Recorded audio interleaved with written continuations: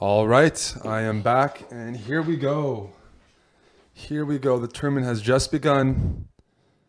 Title Tuesday, December 2017. 10 rounds of 3-minute blitz with a 2-second increment, and we already have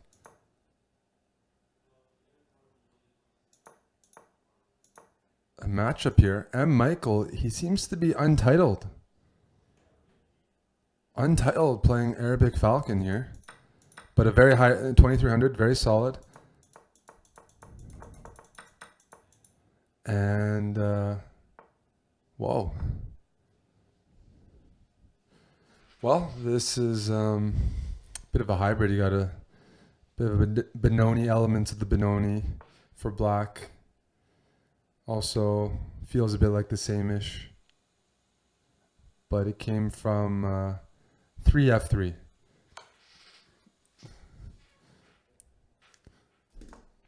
You got to be a little bit concerned about a checkmate on the H file here, guys.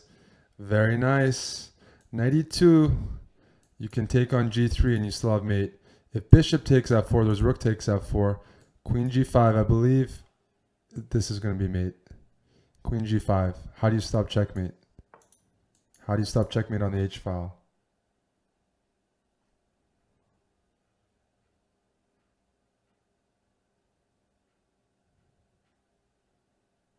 Wow. A very quick win for Arabic Falcon over his untitled opponent here.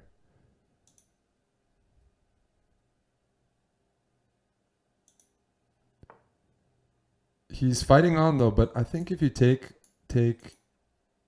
oh, even nicer. Queen check, king here, F takes G3, bishop takes D4, queen H2 is mate. So there are multiple mates here. I think he's going to go for that one. Take and queen H2 is Schachmat. A devastating win for Arabic Falcon. Hope that reinforces some patterns for you guys. Is when you got the king cut off and this file's open, you can sack pretty much everything. All you need is get a rook or queen on the H file, and this is a nice checkmate pattern. Who is next? Who is next?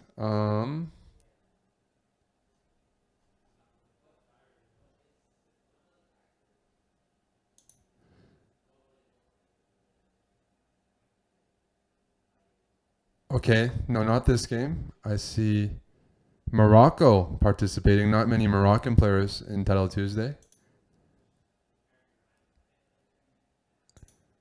Let's go to number 2, Gorg Meyer. And he is playing International Master Louis. And, well, this is just a winning position, actually. White is up a pawn.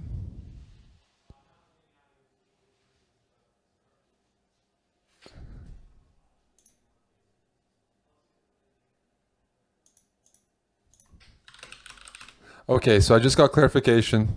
The players who have gotten in the tournament will not be eligible for players, the untitled players, but yeah, they'll be allowed to play. The problem here, guys, is simply rook to d8 check. White's already up a pawn. He's got the bishop pair. Rook d8 check, and this falls. This falls. This is weak. The knight's pinned.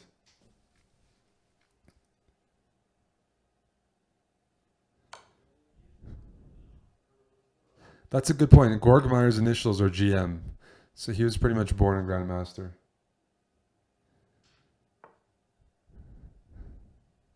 I was born a Canadian. That's what my initials are, EHA. But check. King G8. He's going to check again, I guess, unless is there. Yeah, and now move the knight. Knight C4 looks sufficient.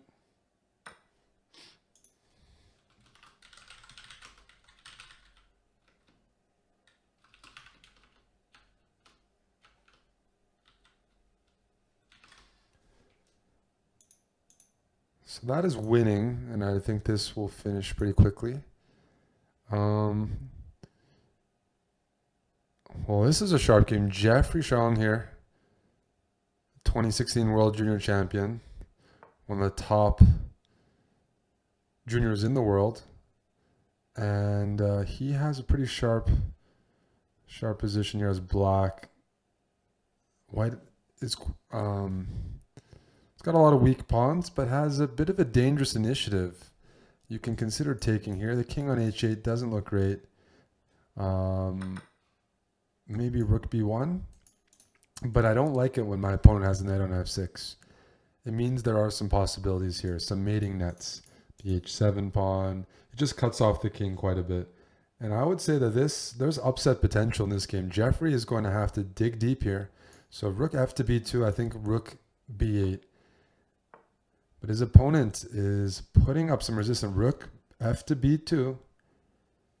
Rook f to b2. How are you going to respond to that?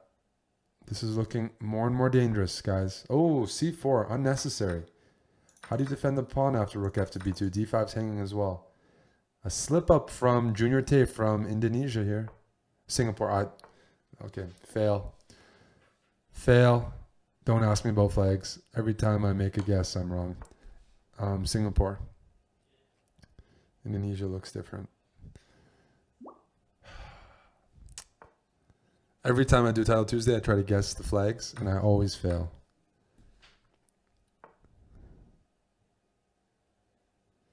So he's trying to get to f7, but the knight on e5, if black can keep the knight on e5, then he's doing quite well. Maybe rook takes a7. Either way, though, this is... Okay, knight e6. Knight e6 being threatened. I like rook d7 here. King h6 also possible. This is getting very sharp. White's...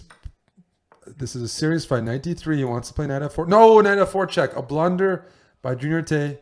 And now I think it's been reversed. That was a basic knight fork. He's going to bring his rook maybe to h1, just go around. Maybe bring his king into the game and activate this rook and try to checkmate this king.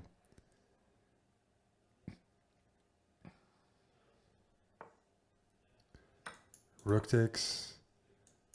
Rook here. Okay, the pawn can still go to a7. So this is still not over yet. The pawn's actually going to a7, no matter what. If rook c8, a7, that knight is not hanging because the pawn is one square away from queening. This is still a close game. Requires some accuracy. I would consider king g5 right now, bringing the king out, or put the rook behind the pawn.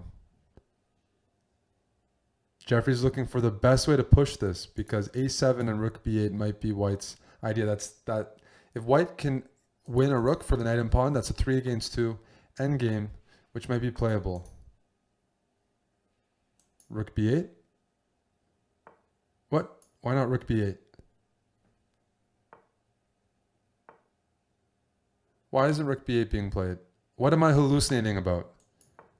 Jeffrey's in trouble here. Is he going to force a draw? I might be missing something. Anyways. He can queen. There's also knight e6. Now he goes for the queen. g5 forces a drawn endgame. White has a drawn endgame with g5. g5 take everything, take h7. That is a drawn endgame. That's a king and pawn against... King, pawn, and rook against rook. And I expect Junior Tay to be able to hold this. Oh, sorry, you're right. Rook b8, rook takes knight. You're completely right. I knew I was messing something up. Of course, here I just want to show people what I was talking about. Rook b8, black would just take the knight and take on a8, and he'd have 3 against 2. So similar to the game, but not winning. I was wrong. Here. This is an endgame you got to know. Check the king from, well, I'm not going to say anything yet while the game is ongoing. But make sure you have some checks from the back. Only when the pawn is on g3. If you try to check from the back when the pawn isn't on g3, then the king can go to, yeah. I just want to show something. Yeah, you want to generally check only when black plays g3. Here, if king g3, you check over here, but you don't need to allow this. You wait for g3. Different ways. But that's an upset. Ooh, and this is Sandro Mareco, Argentina's top player. And he's just won an endgame here. So he's also a player playing that I missed out on. So Brazilians, Argentinians, Peruvians, got the Europeans, got a ton of Americans. Pretty diverse tournament.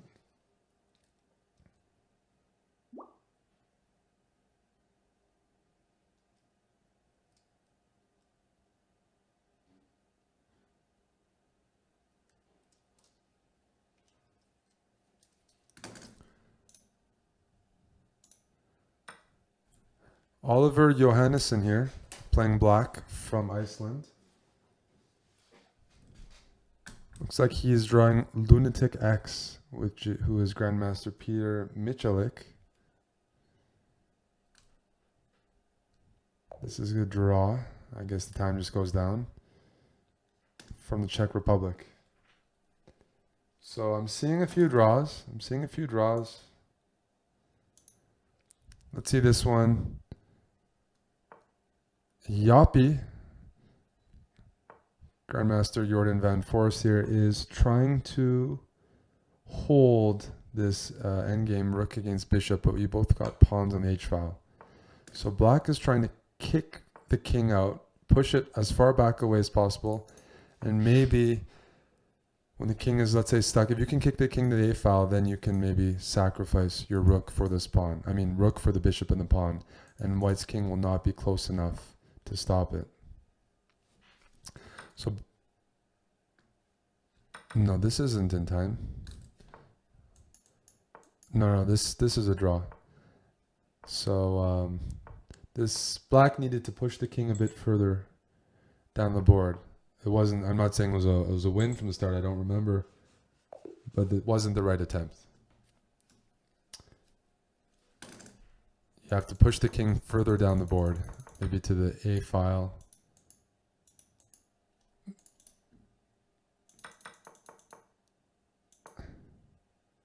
And you also want to sacrifice on h5, not on g6.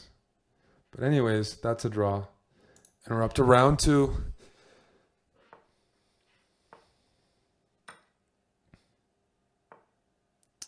Title Tuesday, December edition. First Tuesday of every month here on Chess.com. And we have like 100 title players. So round 2, I'm expecting to see some more upsets. We've got a Queen's Gambit accepted here. If I were to pick someone to win the event, I think I would go with Arabic Falcon. I think out of the players in the field, Gorgmeyer has the most experience and the most wins under his belt. But I've been watching some of his matches recently, Arabic Falcon. He's been doing quite well. He's been playing a lot on Chess.com. He's been putting together some pretty good blitz sessions against some of the top guns. So he's my favorite. That's my pick to win the event.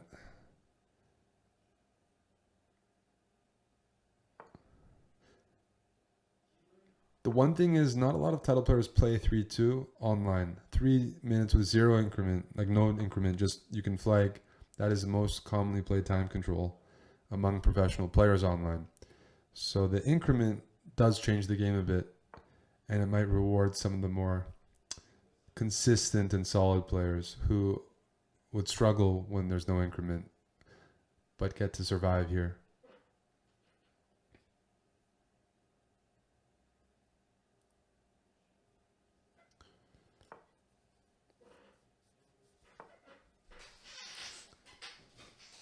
Black is pushing the f-pawn. He's trying to get something on the f-file. I might even want to play h5, h4 at some moment, kick this bishop out. I can say one thing. This is pretty active for black. Bishop c5. I like this move. You might put the bishop on d4. The knight on f4 is super dangerous. Take here. Pawn takes. Knight d3. This is looking... I mean, black is super active. At the same time, knight takes f5 is a threat and the bishop is hanging. So you need to make a decision. Maybe bishop d4. Threatening to take on b2.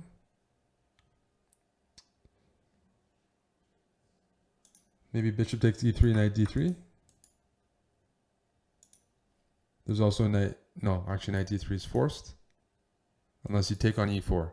You can actually take on e4. You can take on e4 and after f takes, after e takes f4, there's e takes f4. You're sacrificing a piece, but you win it back. That was a very interesting possibility here. Taking here, weakening this pawn, and you would have very, very, very dangerous pawns. Instead, they went for something a little bit different. Let me get back to that position. Oops. That's what I get for analyzing the game. He took on e3, knight d3, rook c3, f takes e4, knight takes e4. What? And he just blundered a piece. I think knight b4 was required here, although I don't like providing that knight such a powerful square on e4. But looks like black has just blundered a piece and resigned. Black has blundered a piece and after queen c4, forcing the queens off, resigns. So I thought this was a cool idea. I don't want to analyze because other games are going on, but that was an interesting try.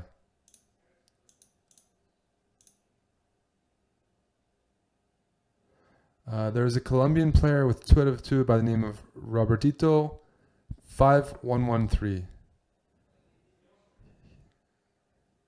Arabic Falcon moves to 2 out of 2, and actually there's 2 Colombians with perfect scores. FIDE Master Gabriel Cardoso also. So a few early leaders, and I don't recognize any of them except for Arabic Falcon. So this late night edition has brought out some new players.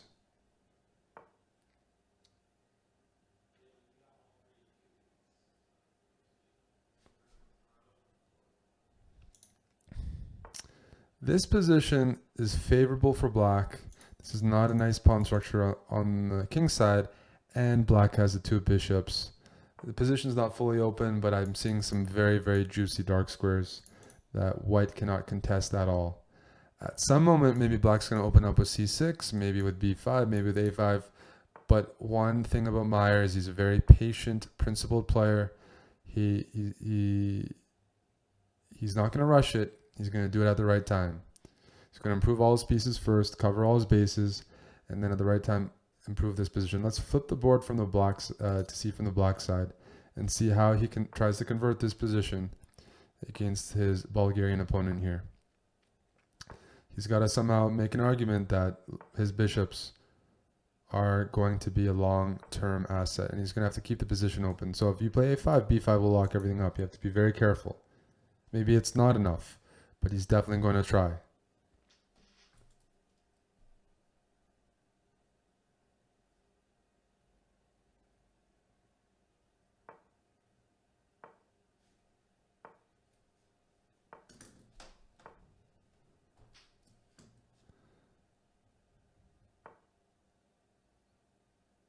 So f5 is not a breakthrough. b5, c6, those are ones that force some trades. But Meyer's getting a bit low on time. How he's going to break through, this is going to be a pretty tough ask.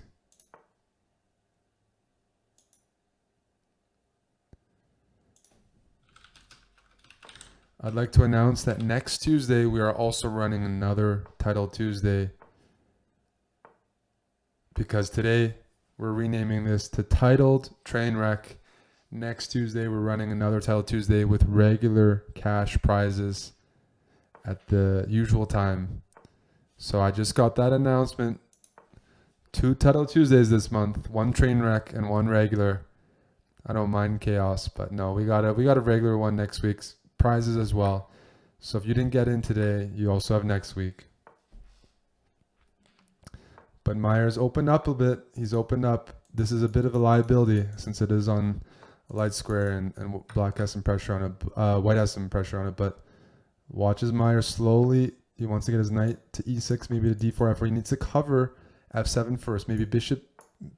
I see this bishop going all the way d4. This is why bishops are so dangerous. Watch as he slowly maneuvers, protects everything, and finds lines for the bishops.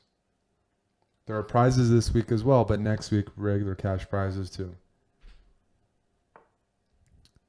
I'm expecting maybe bishop c6 now. He wants to dislodge this knight, maybe put an outpost on f4. Also, you want to put the bishop on b6. This is a fantastic diagonal. You need to figure out a way to get rid of this. Bishop g5, slicing. Oh, no, that's not the move. Oops, I didn't mean to do that. Put me back in. Put me back in. Just trying to draw an arrow. I'm not a very good arrow artist. Have you seen some people? They're really good with arrows. I'm not. Knight d4, and he's saying, look, I put my bishop on f6. All the pieces. It's like a shish kebab. Look at this. If the rook takes, everything is on that diagonal. You can gobble everything up. If you don't take, d5 is hanging. The alternative is to go knight d5. After take, maybe bishop here, and he's done it. I think he wants the king walk all the way to e5. Let's see what's going on there. Trade? No, I wouldn't trade. And he doesn't. Maybe he's going to double in c5. Bring the king over to e5.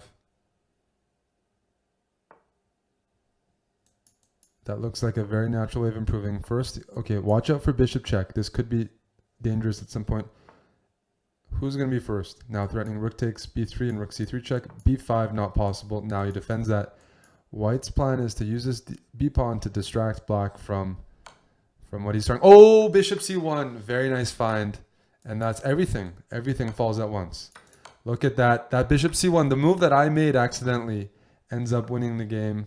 A very, very nice push by Georg Meyer here, guys. Bishop c1. Nice, nice, nice stuff here. That move came back to haunt White, picking up the exchange and the entire game. He moves to 2 out of 2. And maintains his spot as one of the favorites in this event. Let's check on another game. I believe this is Thomas Bertsen from the Netherlands playing against Yuneski Quesada Perez from Cuba. And this is a pretty ugly looking endgame because if you lose any of these pawns, you're done.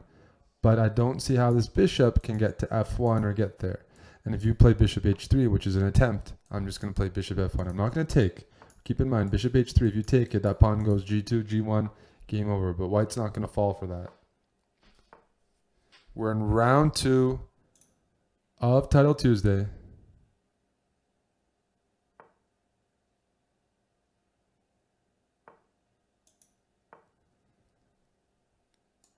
Bishop here. I don't see a way to break through. The king is covering any of the entry points.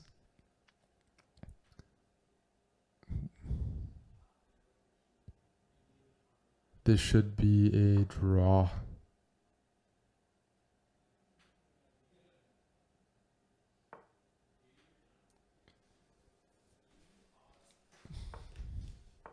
By the way, if anybody uses Discord, a messaging app that I actually use, especially with ChessBrah, Chess.com has just launched one for their community, and I believe they're posting the link in chat right now.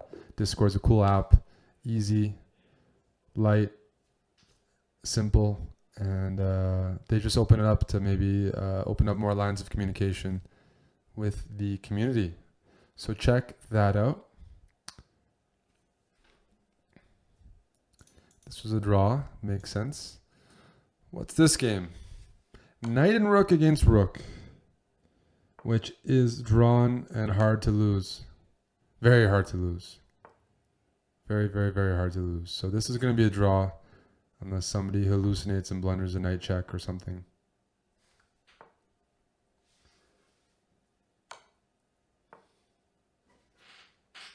Oh yeah, well, I'm wearing a Discord hoodie because it's very comfortable.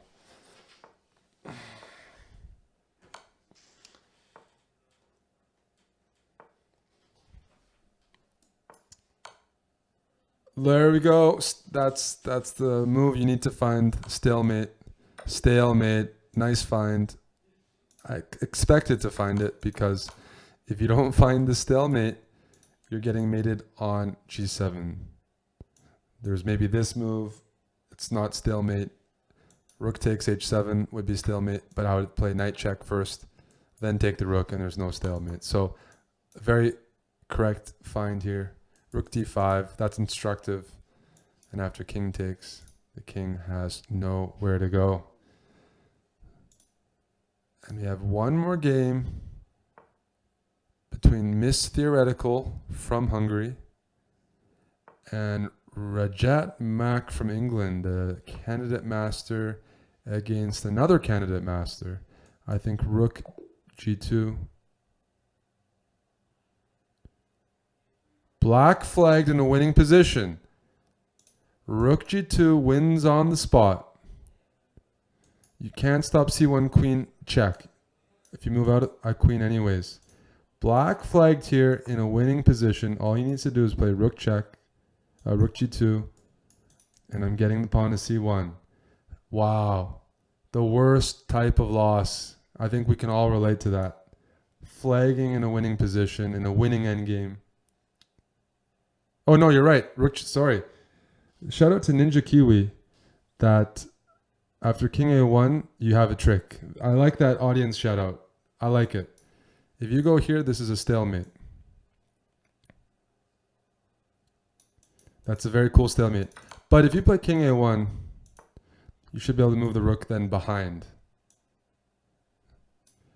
And that's winning. So there's still some tricks in the position, but black's the one who's winning this one.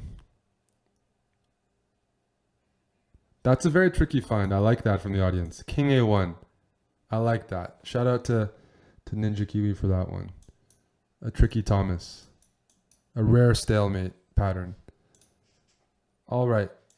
Round 3 has just begun, and we got GM on GM action. Top seed Arabic Falcon here playing his... Well, he's playing the Sicilian here, but it's sort of transposed a little bit. You have some elements of the King's Indian. Black's definitely going to try to play for f5 at some point. It started out with the bishop b5 Sicilian, but now it's locked up.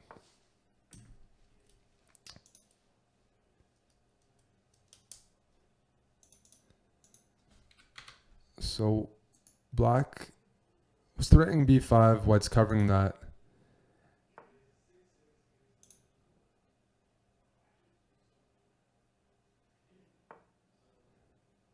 Knight h5 as expected, maybe queen e8 or bishop f6, trading off maybe the bad bishop. White refuses, moves around. I'm expecting to see maybe bishop to e7 and then f5. So we're going to get that pressure from the king side pretty soon. I think this is going to be an exciting game. And this is board 1, Title Tuesday.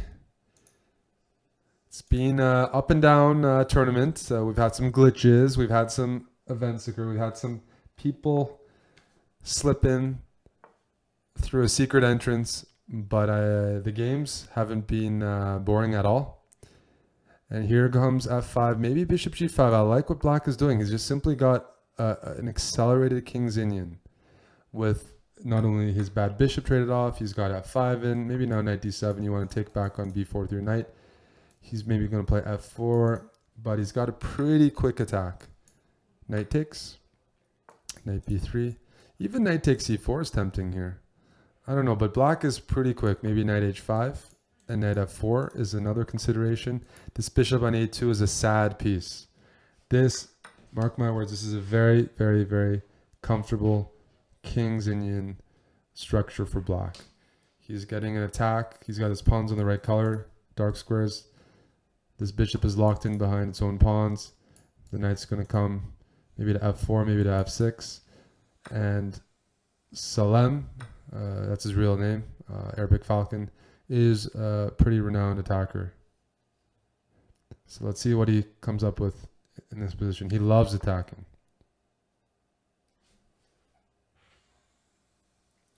He loves attacking. Let's see what happens here. I want to, let's see. There's another game I wanted to find as well.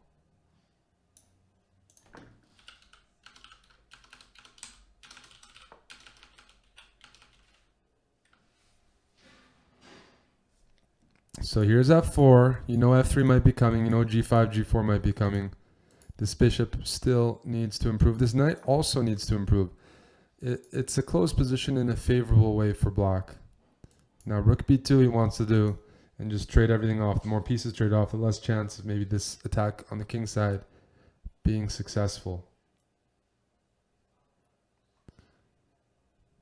I just wanted to mention there was a player rated 400 with 2 out of 2. He just lost.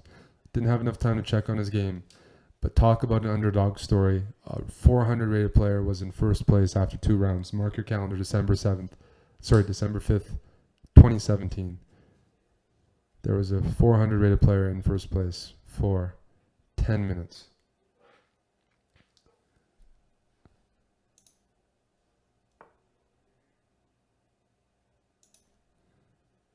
Can you take here? Maybe it's risky. Rook b7. Queen a5. No, you can take there. Maybe queen a5.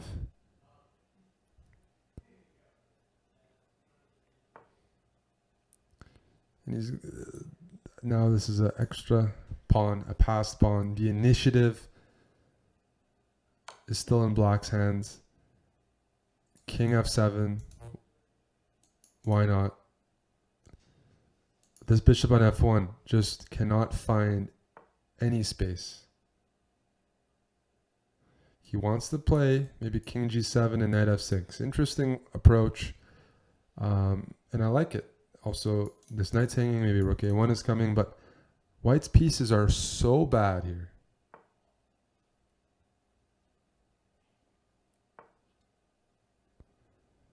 This is, yeah.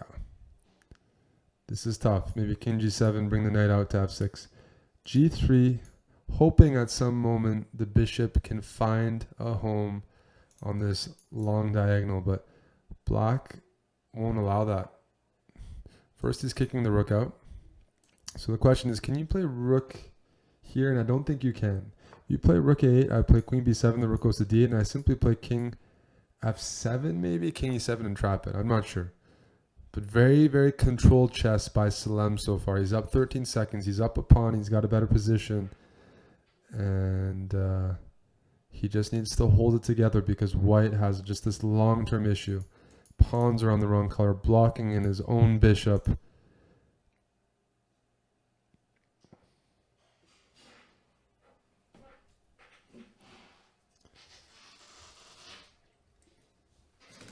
And it's not clear that if opening up the king side, who's going to benefit? I would say it benefits black.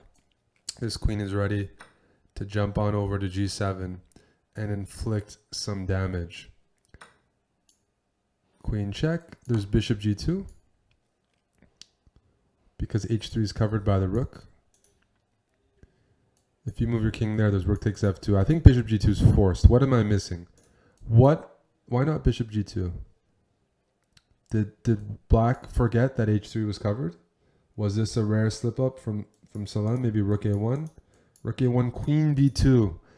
And the rook is trapped. Oops. I think he missed the fact that you can't play h3. There's even rook g3 after h3. h3, I don't even have to take the pawn. I can play rook g3.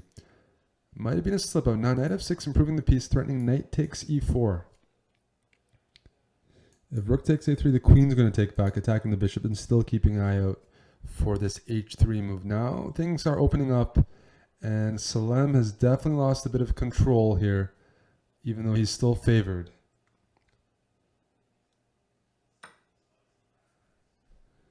So queen takes a3, still keeping an eye out for this move. Watch out for that. Knight takes e4. This bishop is pinned, but they're getting down on time. Queen takes here, runs into h3, so he's taken on f4. I would play knight d2, bring my knight into the game, still covering h3, still covering f3. You got to improve that knight. It can't stay on b1. And the players are now both under 20 seconds. This is going down in the wire. Okay, he plays king f1. I'm still expecting knight d2. I don't know why it's being delayed. You're not going to win a game with your knight on starting square. There we go. Knight d2, protecting e4, just developing.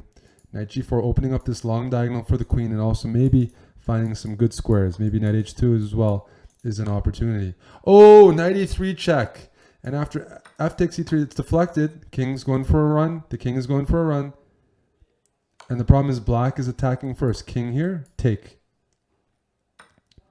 You can check. King. Oh.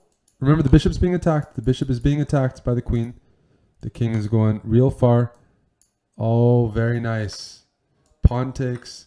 The king has to go back. G2. Knight f3. And now you move the bishop somewhere. Or you just push the pawn. But this requires some calculation. This is getting a bit tense. a4? No. Black is there first. Take. King takes. No, there's no way to stop it. You can, one move in time is Salem. He's getting a queen on the G file or the A file. Pretty tense.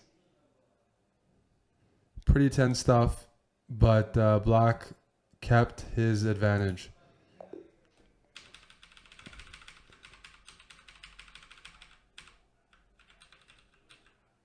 One thing he also could have done is queen takes d2 check. I don't want to analyze.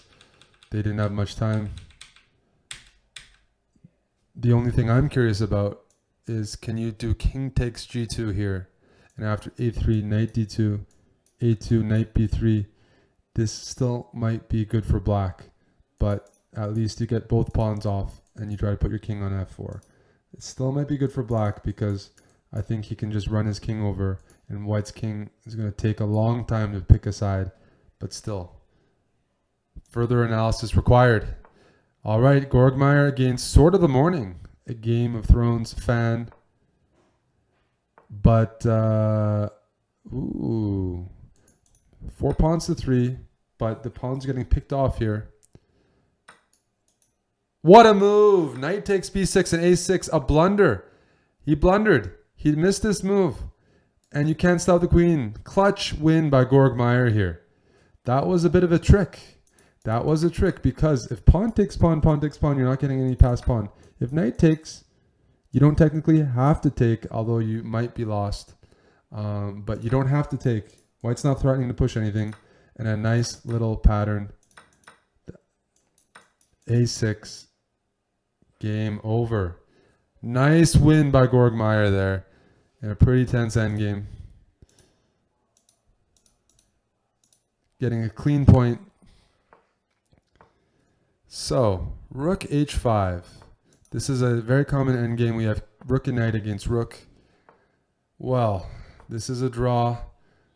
Technically, but if you have the rook, if you have the knight, if you have the extra piece, it's your job to torture your opponent. And in this case, the national master, the underdog, is the one with the extra knight. So it's definitely, if you ever have a chance to torture a grandmaster, you should take it, because you know that if it was reversed, they would never ever give you a draw, and they would play it out. So rook c2. Doesn't really matter where the king goes. King either side. The only concern here, okay, 50 move rule. Done.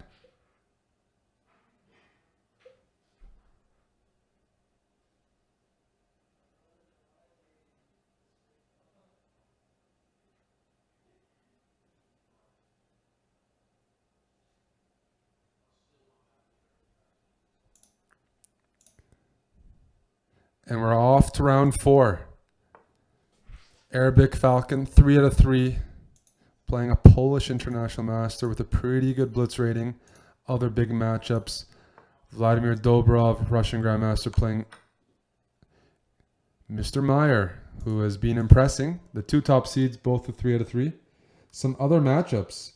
Jeffrey Zhang, he defeated he's at 2.5 out of 3. He is waiting for his Chilean opponent to move. He may actually get a forfeit win, which would be pretty nice. I mean, you don't have any easy points at this point, at this stage of the tournament. You're playing players rated over 2,500.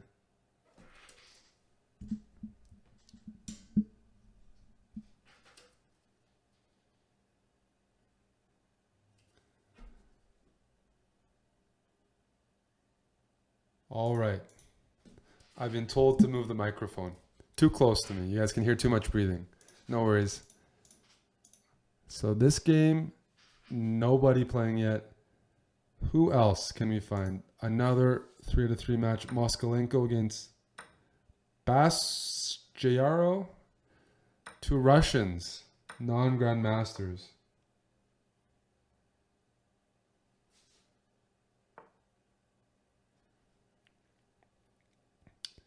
White has the bishop pair.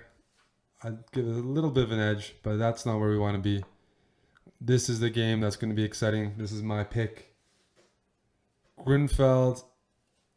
I like White's position. He has potential to push these pawns down the center.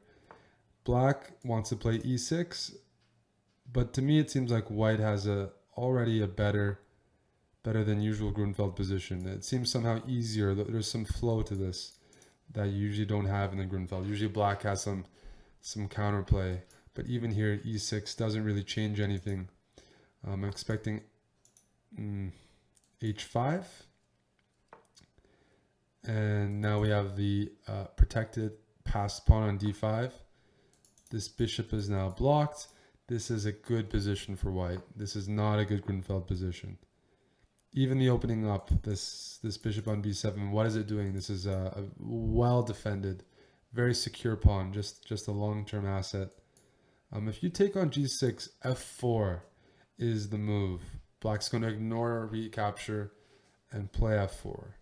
So you have to be a bit careful there. And that's why he's played bishop g5. He's not too concerned about taking here because he can play queen e3 afterwards and most likely pick it up, and then Black will be stuck with a weakness on e5.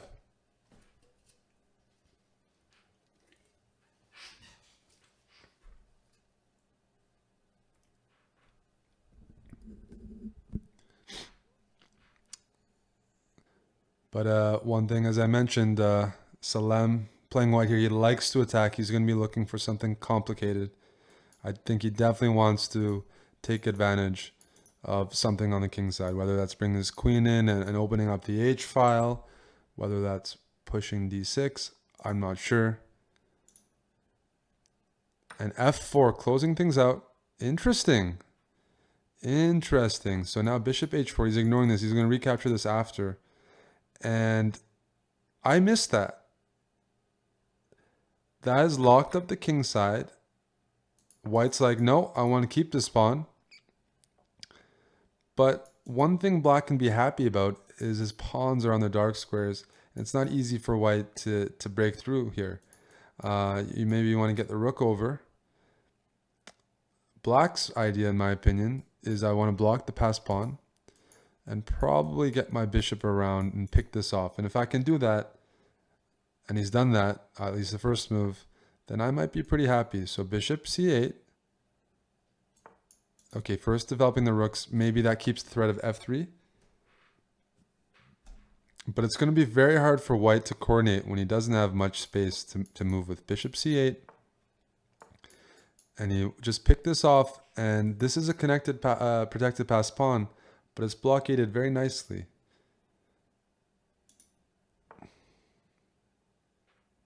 f3. Is that a sacrifice? It looks like it is. Was it necessary? I like the pawn there. Why not just continue? Why not? This is very provocative. So bishop takes, and then rook takes g6. Black is now sacrificing a pawn for the attack. So the tables have changed a little bit. The tables have changed.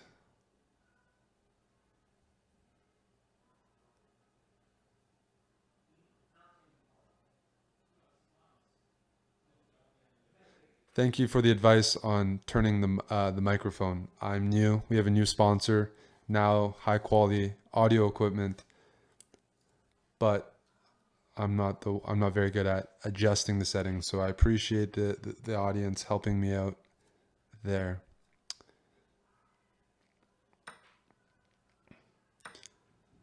This is getting very sharp, but White's maintaining this pawn up. So rook f4, grabbing some more space. Maybe he wants to get the queen over as well. I have to say, though, For Grunfeld, this is nice. Black often sacrifices material to counterattack in the Grunfeld, and I see some of his logic there. Especially this rook on e1 is struggling to get in the game, whereas black is going to play rook f8 to f4. Maybe not with a clear threat, but he has a clear plan. He's just getting all his pieces into the game. Maybe queen f6 follows up next. And white just doesn't have the position where he can try to leverage this protected passed pawn. It can't go on its own. He needs to trade off pieces, and I don't see an easy way to do that. So Salem is actually in a bit of trouble here. He's a great attacker, and I think he'd much prefer attacking here than defending. And he's being reduced to passivity with the last dozen or so moves.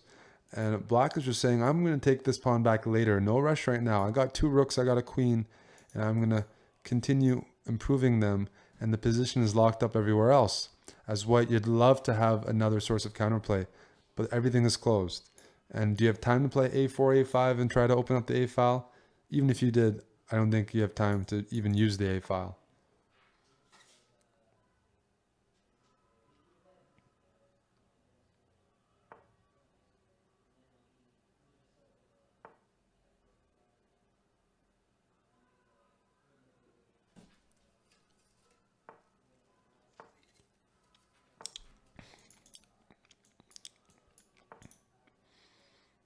Getting tense here. Down to 21 seconds is a top seed. Black finally recaptures the pawn. I'm expecting rook to g5. The pin is still there. Maybe rook to g5 and king to f6. Still, I don't see any win here, and both sides could get a little bit overextended. White wants to play king e3 next move, getting out of the pin and centralizing in preparation for the endgame.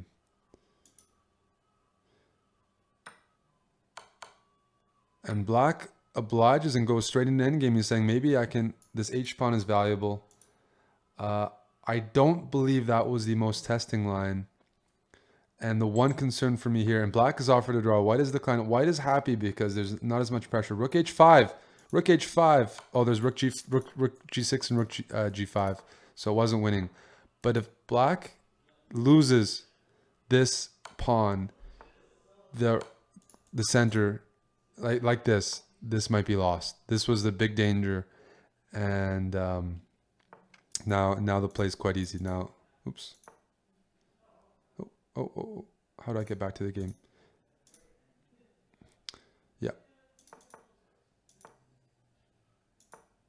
Pushed. By the way, a very, very nice move, and I'll show you why. This is winning for white. The connected pass pawns just over. You can even take this. No problems. Push d6. You can always block the rook check with rook e4. Instead, he's going for rook f7 check, or rook c4, rook c7. That bishop is trapped. If c2, bishop e4. Yeah, and the bishop is still trapped. The pawn is falling.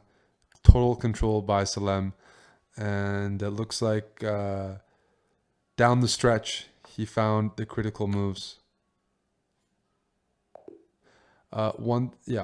So I think trading at the endgame was not black's best choice.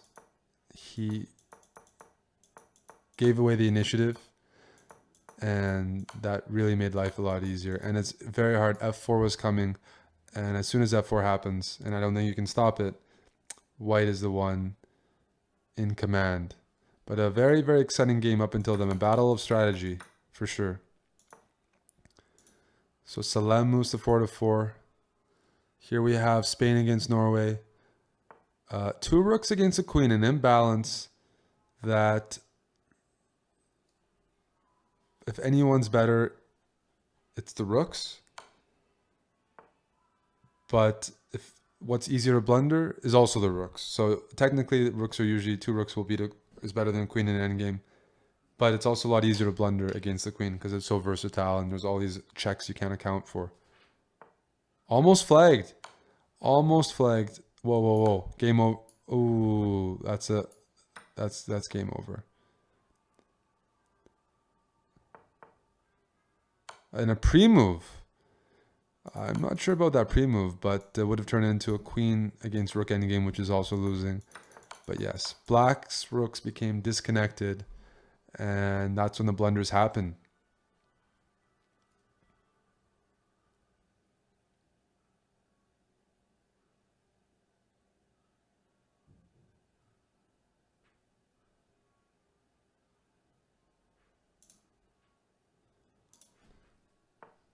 A lot of games, a lot of competitive games that are being decided by the end game.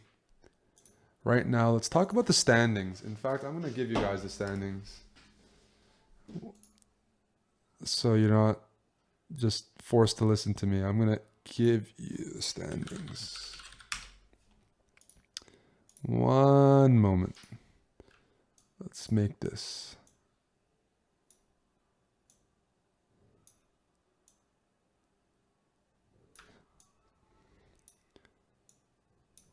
So, you see what I'm talking about now.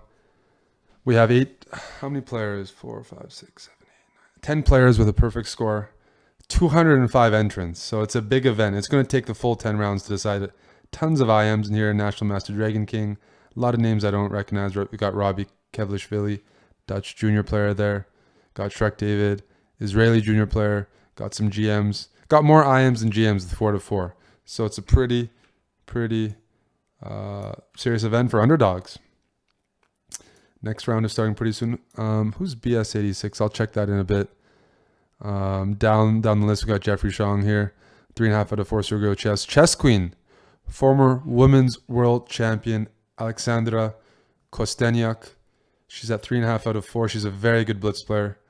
Platty, Alan Pichot from Argentina. Tons of GMs over here. All these different flags. That's fun. Meyer lost. Who did Meyer lose to? He's got 3 out of 4. I'll have to check that out. But as you see, a lot of depth in the standings. Let me actually see. Who did he lose to? Whoever he lost to. Vladimir Dobrov, who I believe might be streaming. I've seen him streaming the past few days. And that leads us right into the round 5 clash.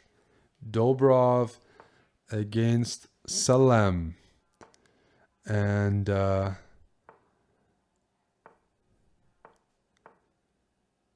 wouldn't be surprised to see something sharp again. He's allowing, maybe is this going to be, okay. Could have been the Botvinnik system, one of the sharpest lines in chess. We might still see something. We could still see D takes C4 here. E4, G5. No, okay. Bit of a calmer approach from black. It is definitely anyone's tournament.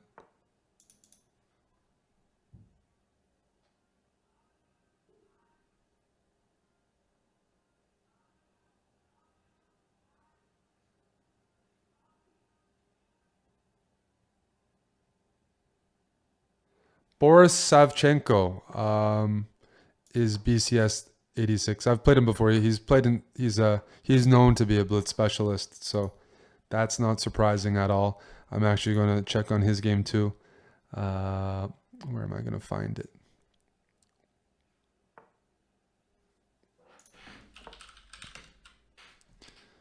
Let me find him. Black's trying to equalize here with C5, developing the bishop to B7.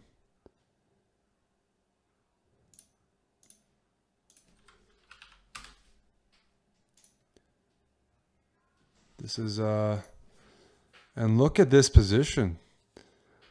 E6 looks dangerous. The queen on D8 looks like it's in trouble. But black makes a cold-blooded move. He takes the pawn with the bishop, saying there's nothing on the D file. I can handle all of it. My net on H5 is not exposed. I'm just going to grab that pawn and hold it. Let's see what tactics come out of this one. This one is looking to be super sharp. Pressure on E7 now. All these open lines. Black, if you like sacrificing, you'd love white's position. If you like defending, I mean, even if you like defending, I think in blitz, this is going to be very hard to deal with. 2 minutes and counting down. Black needs to find accurate moves here. Maybe F6. No, knight E6. That's not what you want to do. But how do you stop this relentless pressure? The moves come with tempo. Knight f3, g4. All of White's moves are coming at tempo. This is very dangerous. Two players here with a perfect score. 4 out of 4. Apocalypse 999 from Armenia against Boris Savchenko from Russia.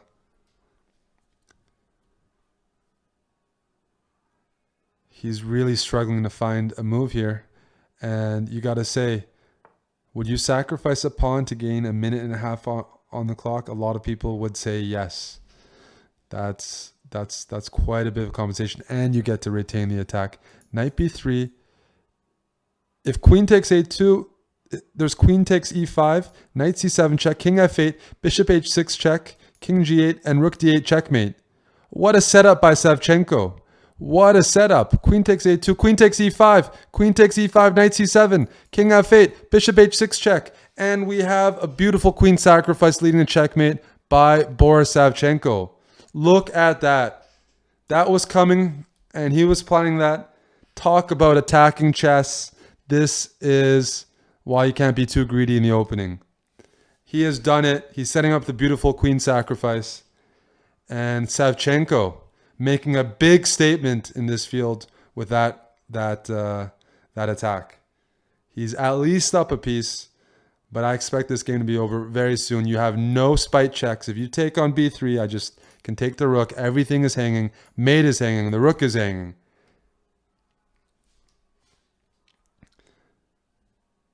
Apocalypse just blown off the board here. One of the most one-sided. And he's allowing the mate. That's nice. That is nice.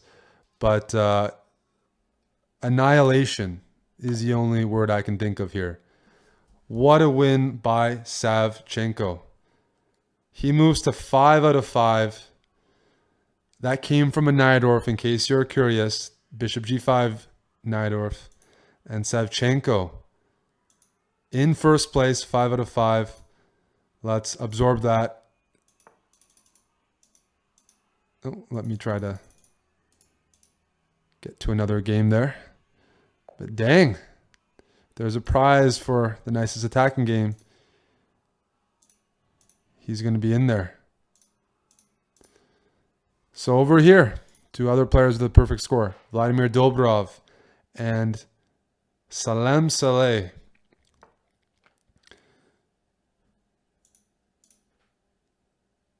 So white is up a pawn right now, but it's a c6 pawn. It's unclear, is that going to fall? Is it going to stay? b3 is also at risk.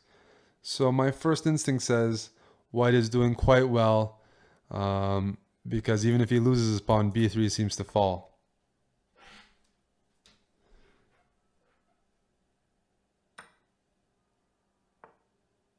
a5, in-between move. And what a fine in-between move it is.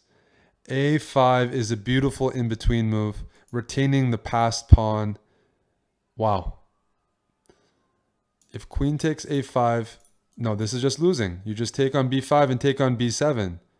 A total wipeout. No, that's just game over. A very, very, very nice intermezzo. a5, just to show you why it's so powerful.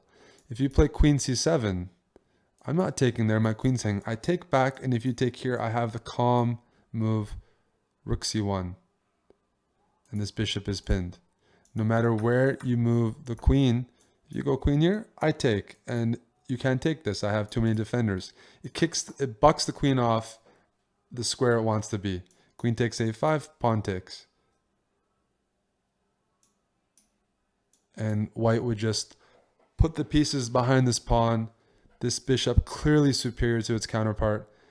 Instead, black blundered and lost pretty quickly, but very, very nice play by Salem so far. And we're going to watch out for him playing Savchenko maybe next round. Let's move to another board. This is Sahakian against Jeffrey Zhang. Armenia against USA. And white is up a pawn here. It's not a close position. He's just slowly trying to convert. He's up 45 seconds. Jeffrey's in a great position. This rook is actually trapped by this knight, or it was. The rook was stuck on that side of the board. I'm expecting maybe h3 to be played at some point, but white just needs to trade off pieces. a3 is going to be a liability in the endgame. Don't even be surprised to see the king go for a bit of a hike and pick up a3. Knight b6 back. Again, this rook can't access the rest of the board. That's why this is a fantastic position for Jeffrey's up pawn, up on position as well. And now I think he wants to tickle with bishop to d8. This bishop, okay, bishop d8. This rook beautifully boxed out.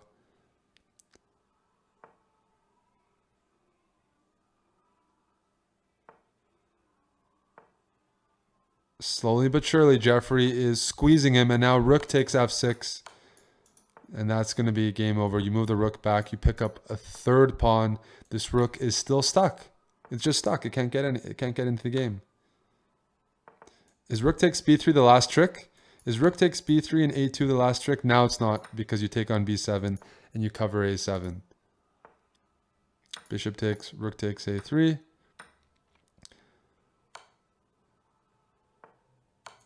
Maybe knight.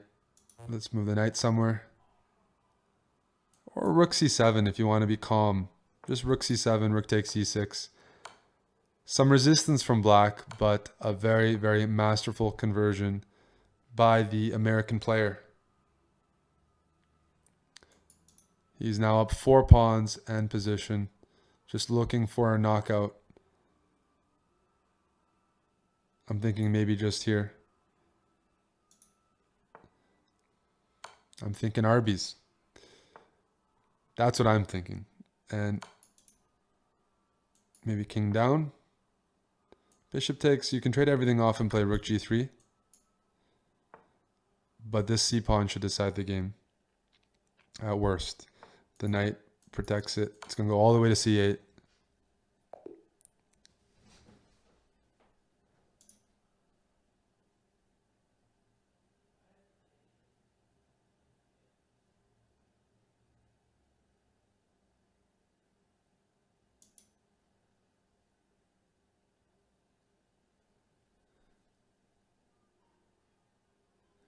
All right, so a win for Jeffrey. He moves to 4.5 out of 5. Let's move to another game. Who are we going to follow? We're going to follow the world's youngest grandmaster, who is playing white here, playing against Grandmaster Barshipolitz from Ukraine. And he is up a pawn and squeezing this. Knight d6 is now being threatened. That's a nasty fork. Maybe king f3, because you have knight d6 check at your disposal. King f3, king g6. Knight d2. You don't want to fix your pawns. You want potential for a passed pawn. This is Grandmaster Abdusadarov, the youngest grandmaster in the world. And he's at 2.5. But he's doing well in this endgame, although maybe a bit of a slip up. Bishop c4. And his king can even come in as well. No, he's lost his edge, it looks like. Just even material, and the bishop should have enough open space to hold this. I would now even play king here at some point and try to put my king on g4.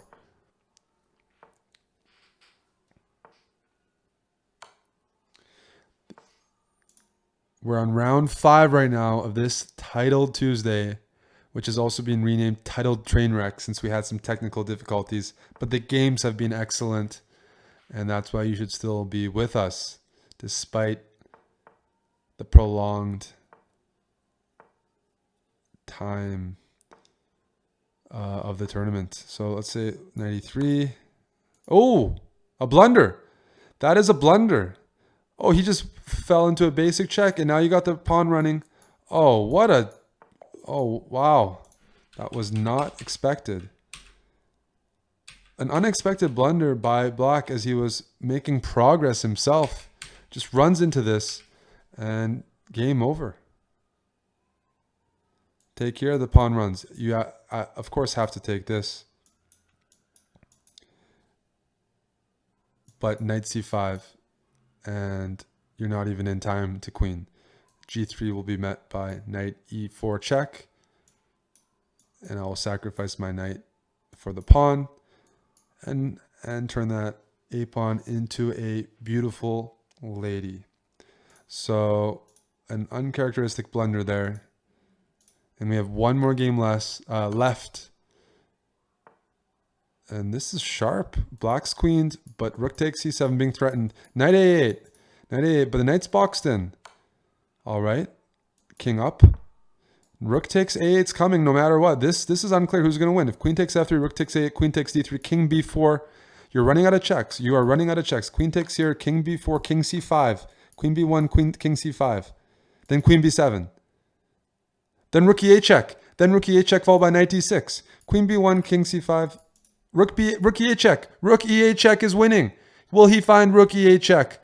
Okay, this also wins because there's nothing else for black to do to stop it. But still, the queen falls. The queen falls, and white now just needs to not blunder, which seems to be taking more time than expected. King here, e3, and king there. And now you just bring the rook back and pick up the remaining pawns.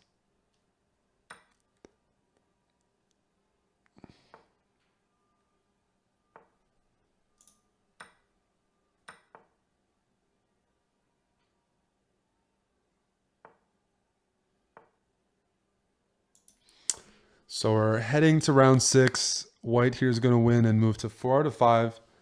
And often the winning score is like 8.5 out of 10 out of 10. So these players all have a theoretical chance of catching up.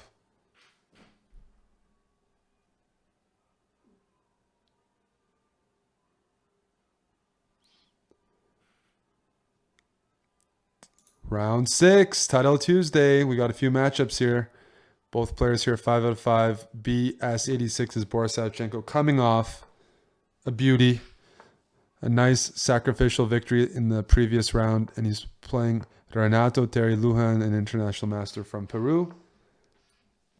The other player, Arabic Falcon, who's been impressing. He is playing Robbie Kevlishvili, and I am from the Netherlands,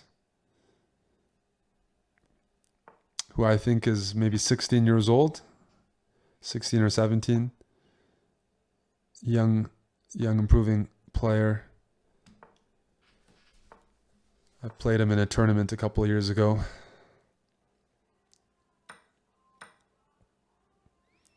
And the players are just essaying a popular variation of the Najdorf.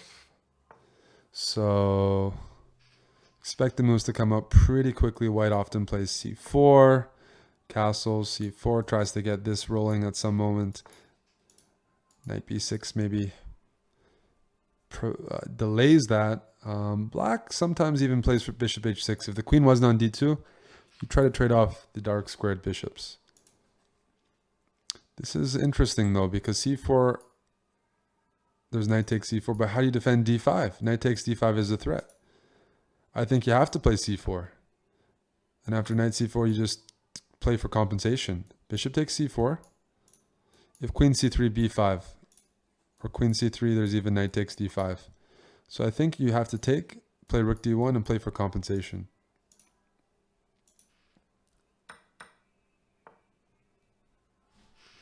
And he's done that. So let's say bishop g7, rook c1, maybe put the rook on the 7th.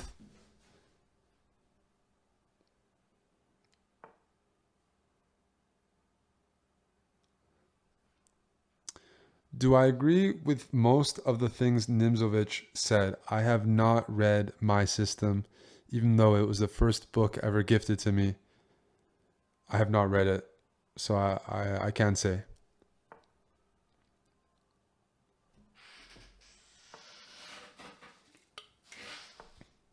Knight c4 threatening knight takes d6, which would hurt. Black went pawn hunting very early on. I'm not sure I agree with that decision. If he gives back the pawn, he doesn't want to give back a center pawn and be somewhere else on the board. But where do you go? If you play bishop e7, I play knight b6, hitting the rook, and the queen is almost trapped when I follow up with a move like a4. In fact, yeah, the queen is almost surely trapped in that line. If you play queen d7, that's where white needs to come up with a move. Queen d7, what is he worried about? Is it knight b6? Trading pieces? I don't think it's that, but there's something that is bothering black about queen d7.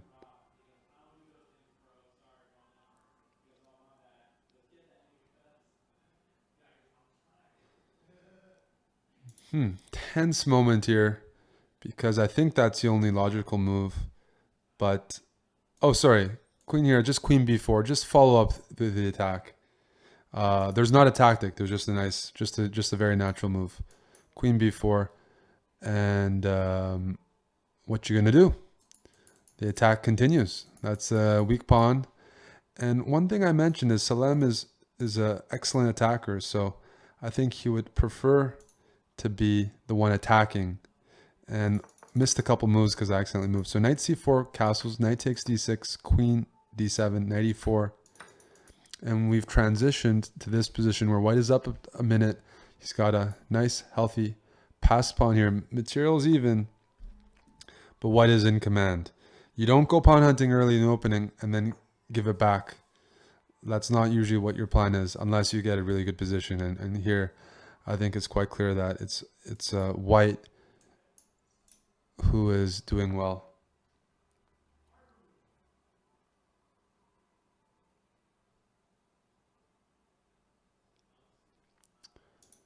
So I'm expecting to see queen d5 check played pretty soon. It threatens the e5 pawn as well. So queen e6 stopping that. The reason the bishop's on d8, you'd like to move it, but you don't want to give up rook c7. So black's probably going to play a move like rook here first at the right time. d7 is a good move. Now you can't even blockade anymore.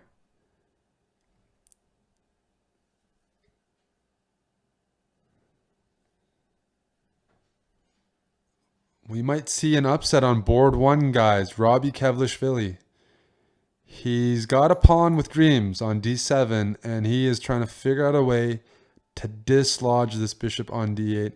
The good thing for him is he's got all the time in the world. He's up a minute and a half. He's got the right bishop to do it. That bishop has potential to cover the square. Queen d5 played instantly. I thought even a move like rook here, rook c7 would have be natural. And now bishop to b6, queen takes, everything gets traded. King e6 played quickly. I guess the queen trade is fine. I guess that's totally fine. Bishop f6, I think. The pawn is still, d8 is still guarded by black heavily. 2 rooks and a bishop. White has only 2 attackers on it, so he's not ready to push through. But after bishop f6, there is rook c to d1, and then you are threatening it.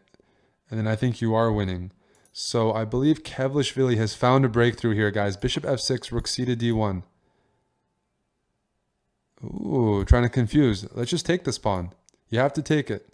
You don't have d8 yet. There's no, if you take it and rook takes, you can actually push d8. Rook takes pawn with check.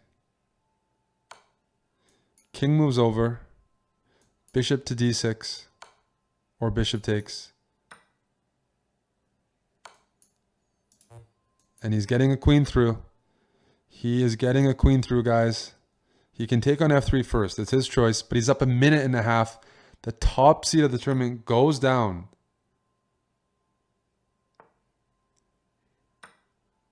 The top seed of the tournament is going down here in a fairly one-sided game, and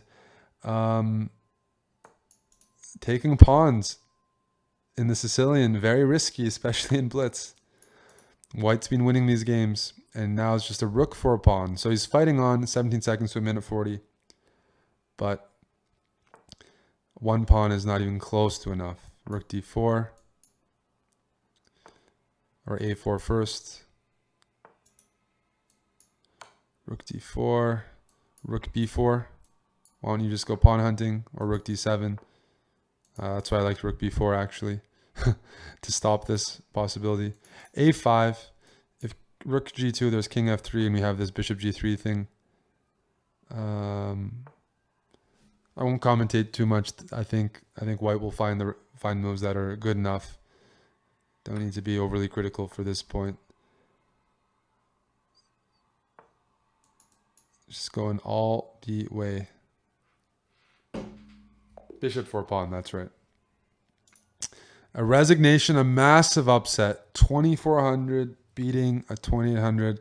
But a well-played, a deserved victory for Robbie Kevlishvili. He moves to 6 out of 6. Let's check on this other game over here.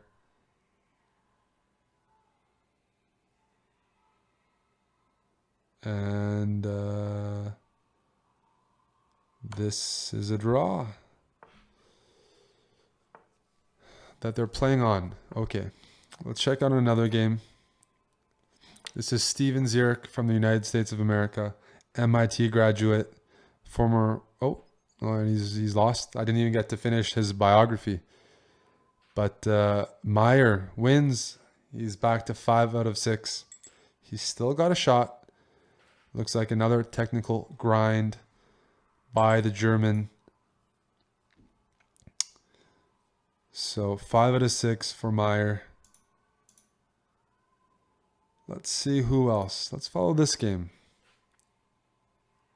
White is up a pawn here and pushing. Ilyushenkov against Tang. Both players on 4 out of 5. White is trying to convert this extra pawn. He's also got his king well placed. Queen takes here. And queen f6 wins the game. Game over. A win for the Russian. White queen's first.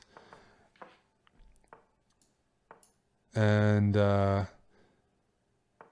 Ilyushenkov will move to 5 out of 6, scoring a bit of a minor upset based on the blitz ratings here. Check. And a resignation.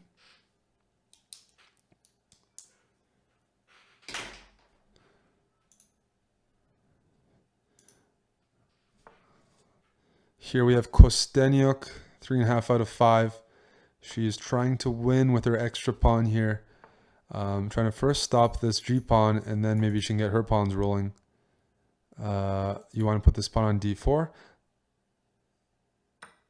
No, this is not enough to win, but definitely worth a try. Definitely worth a try. Just king up, and the extra pawn isn't a good extra pawn.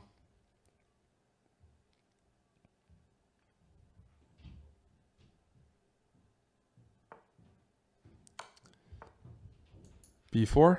You can keep pushing. You can play b4. Don't expect anything serious here.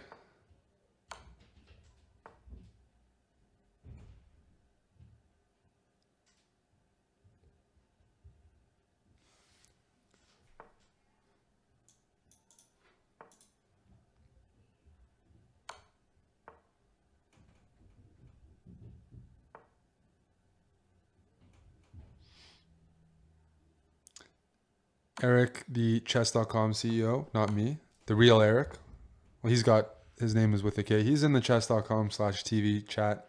Looks like he's answering questions. So feel free to join that. Welcome to this Tuesday train wreck.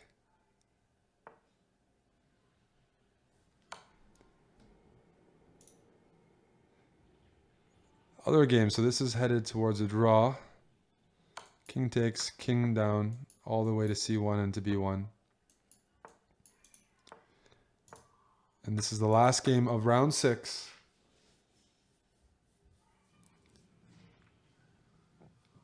Let's bring up the standings as we head into round 7.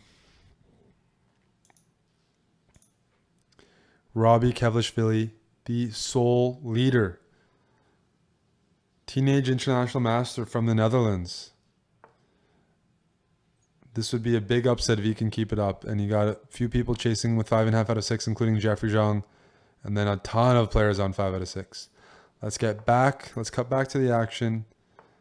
We're going to follow him, and we're also going to follow this game. This is Meyer against Savchenko. And the other big game is Jeffrey Zhang against Kevlishvili. Somebody needs to catch up. Kevlishvili is in clear first with 6 out of 6.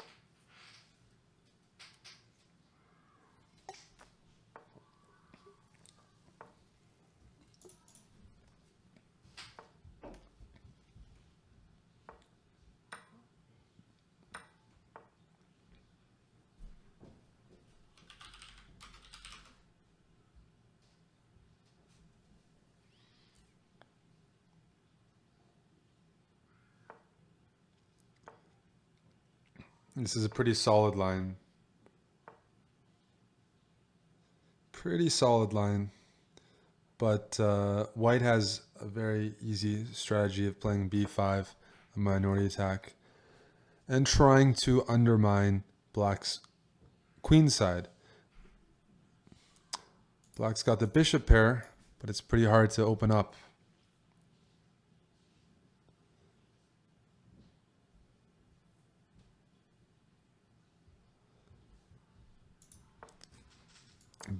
Okay, a5. Okay, b5 is the other option. He went for a5. Maybe he wants to play knight a4, knight c5. Yes, a very simple plan. Knight c5 will be met by bishop c8. So closing it up, which often favors the knights. But I can't say Black's done anything wrong either. And he does need to. He has pressure to try to open this up somehow. Maybe knight g4. You know, White would love to play f4. You see some potential with e4, maybe some light squares. f7, g6 might be a bit tender. h3 stopping knight g4. I wouldn't be surprised. Well, one thing is we're noticing is these pawns are locked up on the queen side. b7, these light squared pawns could definitely be a target in the endgame. f4 is a possibility here.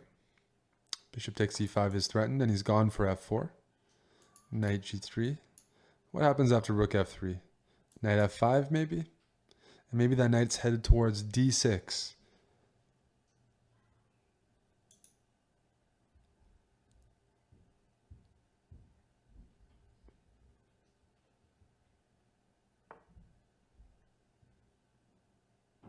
This is a very, very tough line. This is a line that's often seen in classical chess. A lot of nuances, endgame subtleties. Definitely fighting for squares here. White seems to have a ton of squares. But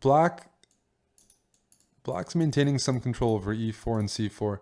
And at the right moment is ready. When he's ready, he would love to achieve f6, kicking this knight out.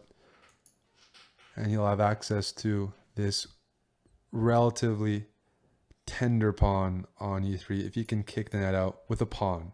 You don't want to give away the bishop for the knight. The whole point of the opening was to, you picked up the bishop pair, but you do have to slowly try to push. And b5. Whoa, Jeffrey taking the initiative here. That might be a b5 if c takes b5, queen takes d5. If a takes b5, a6, and he's saying that he is crashing through on the queen side. Interesting. It seems well, it definitely gets the initiative going. How good was that? We'll have to see. If I take back on a6, he hasn't taken on a6. Yeah, c6 is weak. Okay, he's just improving his pieces. Can you play f6 by any chance? I really want to open up the e file. Otherwise, if rook c8, knight d6 is happening. So Black is either going to defend or challenge, counterattack, and just ignore this. Maybe even bishop d7. Okay, he's traded. But again, okay, queen d7. If knight d6, maybe rook e8, a8.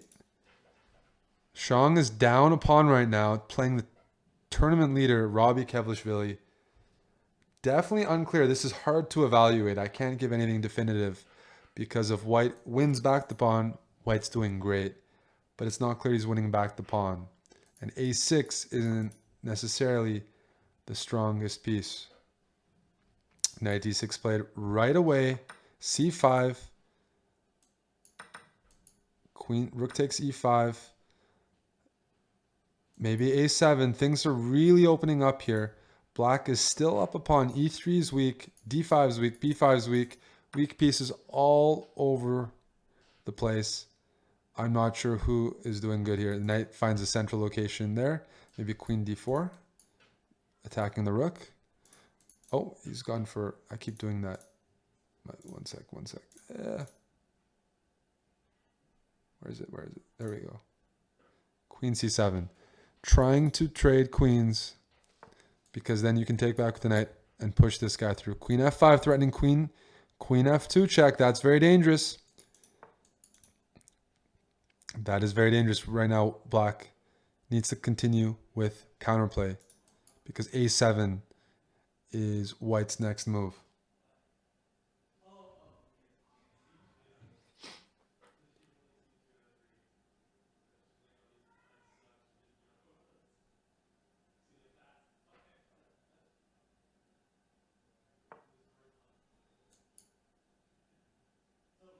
If a7, rook c8 runs into a tactic, which is you trade everything off and you have knight c7.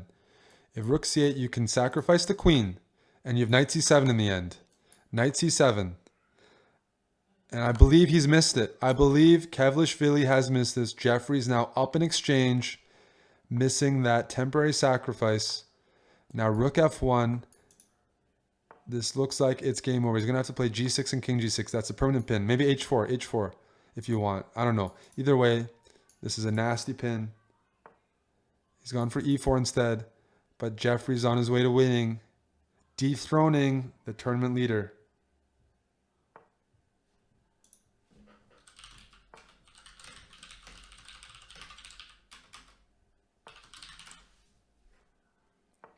Bigfoot says, I'm pretty sure he didn't miss it, but this is a lost endgame, so I probably wouldn't trade into a lost endgame if I had an opportunity to avoid it.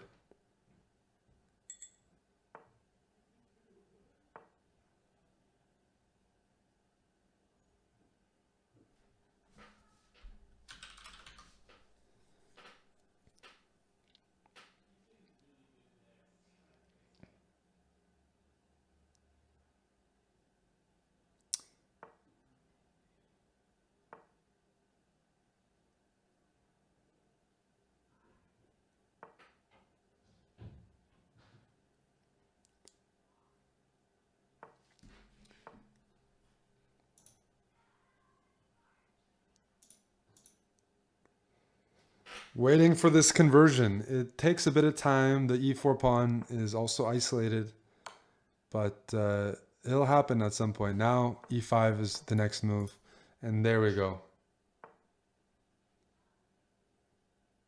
Queen d3 check, setting up a win. Rook d5, queen f5, rook d7, or this one, queen check.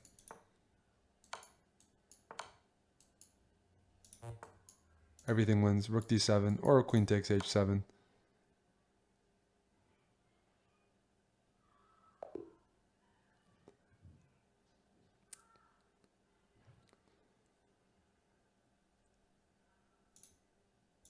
Jeffrey moves to 6.5 out of 7.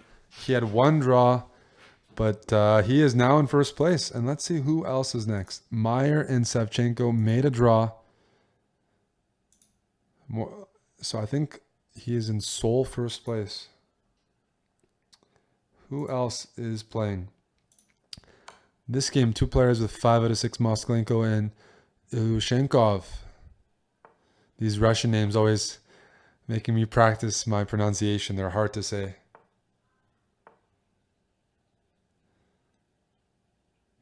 Can black get this pawn through? King over? I don't think so.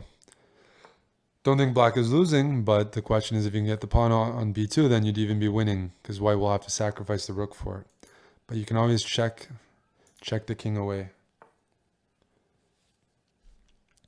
Check.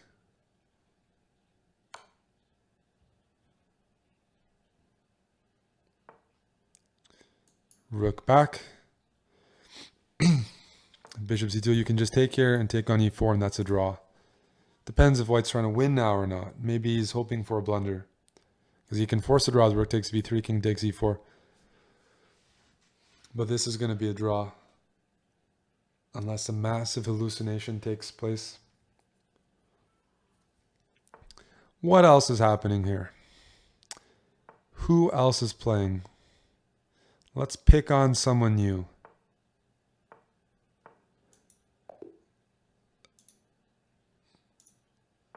Kosteniuk here has an extra bishop, and she's getting ready to use it.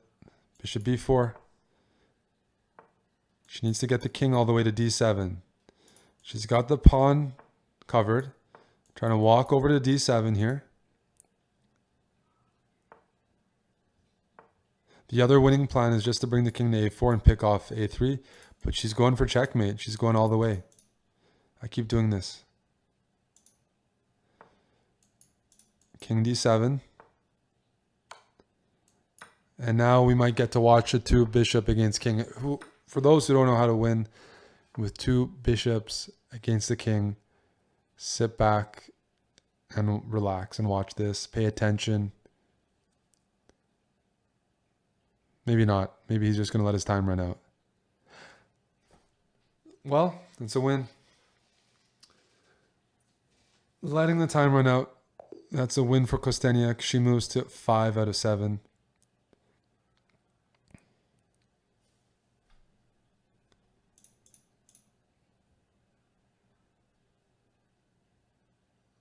Who can we follow now?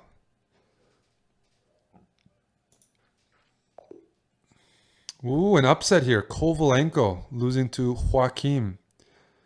I believe Nielsen from Norway, international master here, winning with black over one of the top seeds of the event. He is...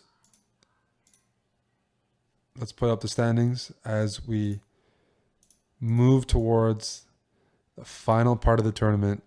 Jeffrey Zhang in first place. And we have a large group with 6 out of 7, including Axel Bachmann from Paraguay, Robbie Kevlishvili, Boris Savchenko, Salem, Blitzstream, a fan favorite, is 6 out of 7. We might check on his game next. We got Apocalypse and Dragon King, a few IMs who I'm not aware of, having great results. But Jeffrey Zhang is in sole first.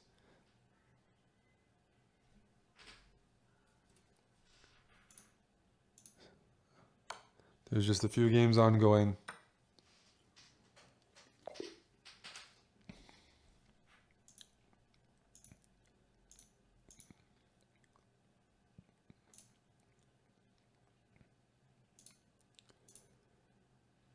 Bishop. Okay, this is good. Bishop and rook against rook. People lose this all the time.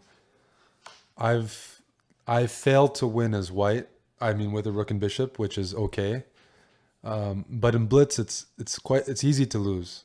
So I consider it, when you're low on time, even if this is a theoretical draw. Oh.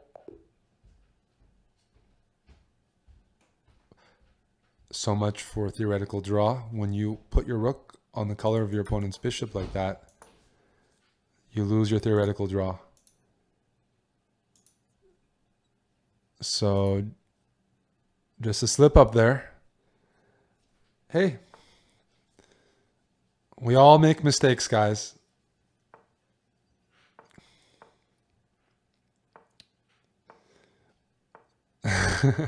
But yeah, that was just, I don't know if that was a mouse slip or fatigue, but that's one of the easiest ways to win in chess. Just wait for your opponent to make a blunder. And that's what happened.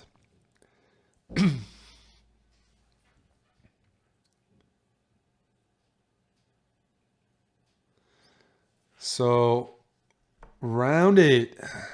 This is the matchup here.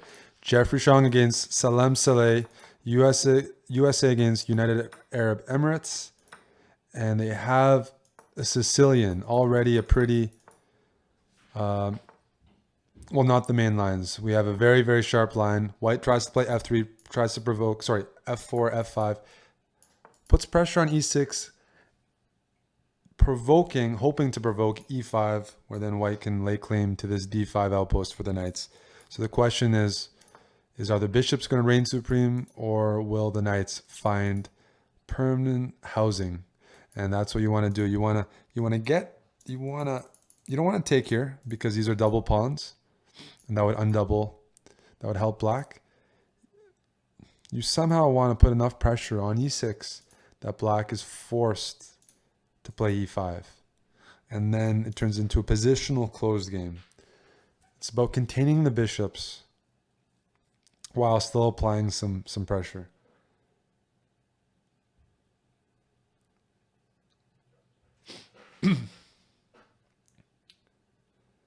So, what are we doing here? Rook h8, a long think. Black might be trying to play h4, just open up lines. Maybe the rook's moving to h8, so this other rook can shift over.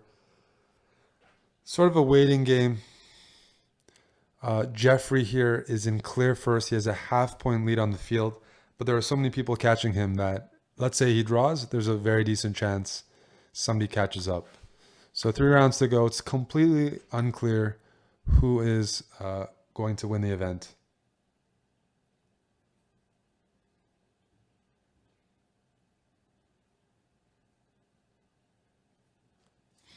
The point of this move being I want to play knight f4, where I have 2 knights attacking e6, and maybe then that'll provoke e5, and the knight can find safety on d5. So knight f4 is what white is trying to achieve. Also, by moving the knight away from c3, you have this queen b3 move, putting some more pressure. I can say one thing, if black is forced to play e5, he's not doing well. That's what you want to avoid no matter what, which is why the players are taking a lot of time. It's a very strategical game. It might open up randomly, but queen b3, knight f4 is coming. And how do you get 3 defenders on e6 if you're black? Knight f4 played instantly. Queen c8, queen b3, queen b3 I'm expecting. E5, there's knight d5. Why is queen b3 not being played? And he's played it. He has played it. This is looking good for the young American. If e5 happens, this bishop on e7 is not going to be a good piece. It's blocked by 2 of its own allies there, f6 and d6. He cannot get 3 defenders on e6. That was the critical battle, in my opinion. Did I miss this move? Did we all miss this move? No way. So d5 with the idea, if e takes d5, there's e5 in between move. No, then there's knight c6 check. No, this is still good for white. E takes d5, and then there's knight c6 check in the very end. This pawn is pinned. The idea is that he's going to play e5 after e takes d5 and fork the knights, but the knights can move around. This is still good for white.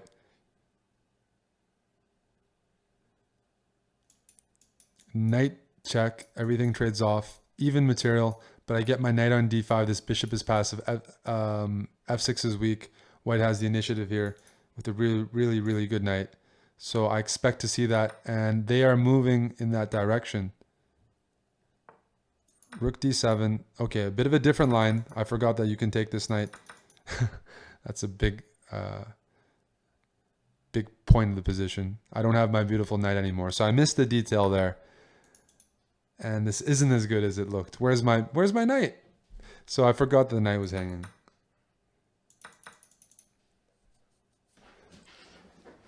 I still prefer white's position, so it's not... You got the 2 isolated pawns here. You got the rook on the 7th. But black endgames, you know what they say, rook endgames, high drawing chances.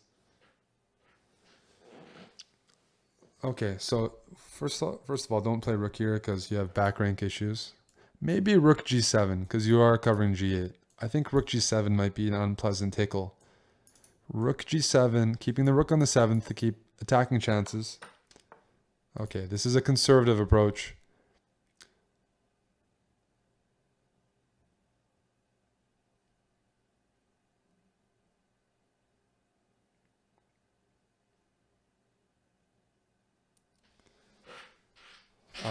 Still, I mean, the evaluation didn't change, but black was happy to get rid of the bishop. The rook and queen for white still coordinate a little bit better, just because black has a few more weaknesses. Like, as I said, h5, f6. This pawn is nicely covered by the queen. Everything for white is compact. And I think while the position is fairly balanced, if I had to pick a side as the players go into time trouble, I'm going to pick white. He has more targets. He has a safer position. His king is less exposed. Why? He simply has more pawns around the king. And I think king safety is going to mean a lot. Queen e6 check. c4 played right away. Okay, the rook back. Oh, now Jeffrey's built up a 20-second time advantage. Maybe rook d4. Rook c5 is coming. This is a battle for first place. 2 of the top 3 seeds of the event are playing each other right here. White has won a pawn.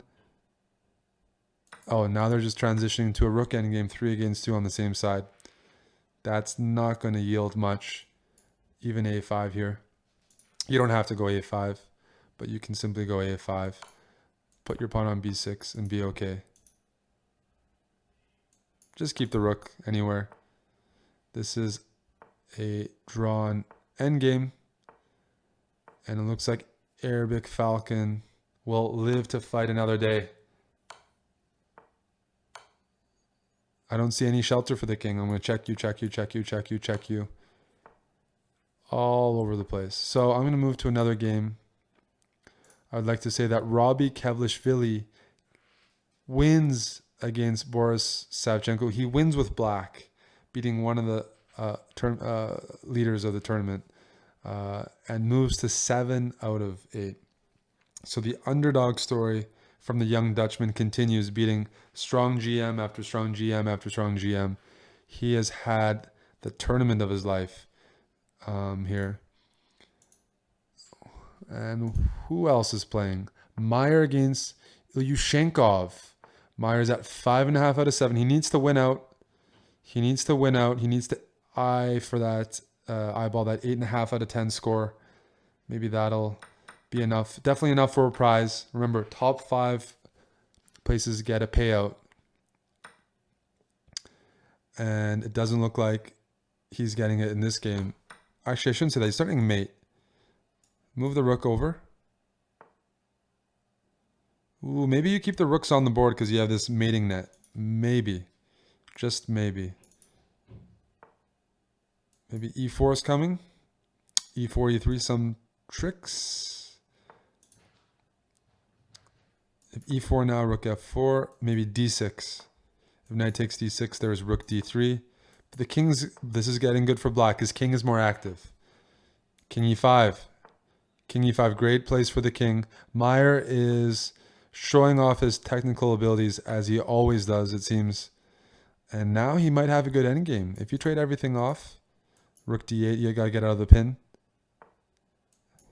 Maybe now you're preparing knight f7, you're out of the pin. King f4. King g3, the king is going to g3. The king is going to g3. I'd play rook a5, stopping king g3 by playing rook g5 check. You got rook d3, you got rook d3. Rook a3, rook d3. Uh-oh. This is looking really, really bad for maybe e3.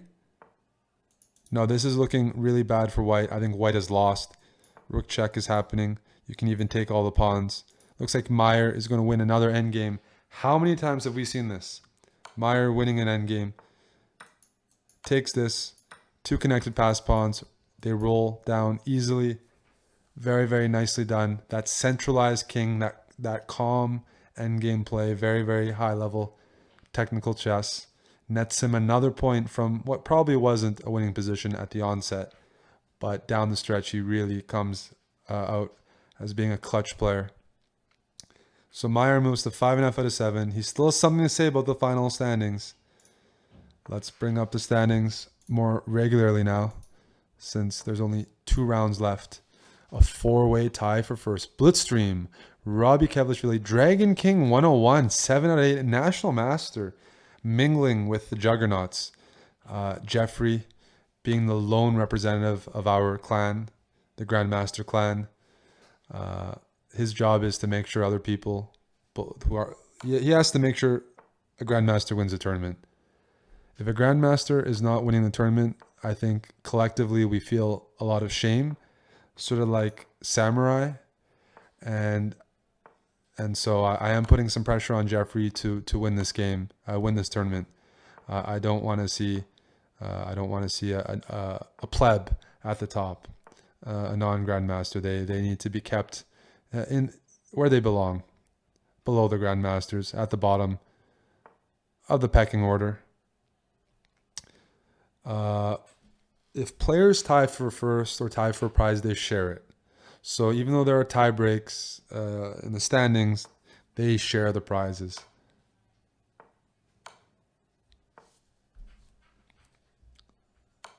So that's not going to be a factor.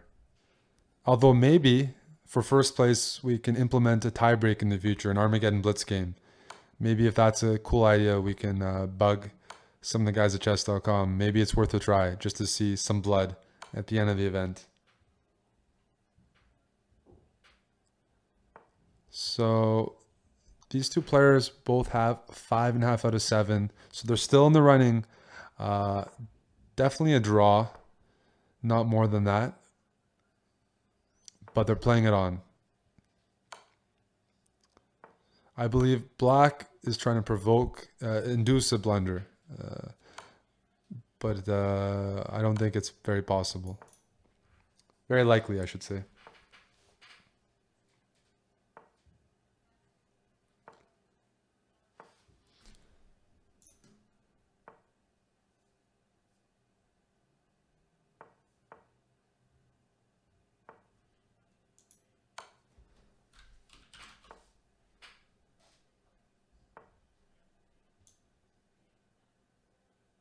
Let me catch up on the chat. Anything cool here?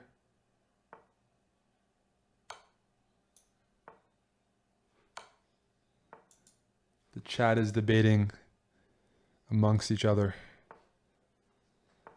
Not paying attention to my commentary. That's okay. Hello, Ariel was taken. Hello, Tommy Shelby. There's just a couple people still paying attention here as you watch this drawn endgame play out. Is the title Tuesday almost over? There are 2 rounds to go, and it's really unclear who's going to win. I'd say there's been a lot of excitement throughout this event, despite there not being like a Naka or a Magnus. I mean, I've been pretty entertained, and I'm feeling totally good about myself. Like, I'm not tired right now. There haven't been a lot of like Berlins, right? We can't complain that they're playing really drawish openings. The tournament started off with over 200 players. There are only 148 players left. Stamina. Who has some gas left in the tank for these final 2 rounds? A lot of players have already withdrawn. They've already pulled out. Still, some players have a lot to play for. Let's go to board 1. Jeffrey Shong playing Black against Blitzstream. And I'm actually going to side from the perspective of Blitzstream playing the Grob every single game, fearless as ever. French chess streamer.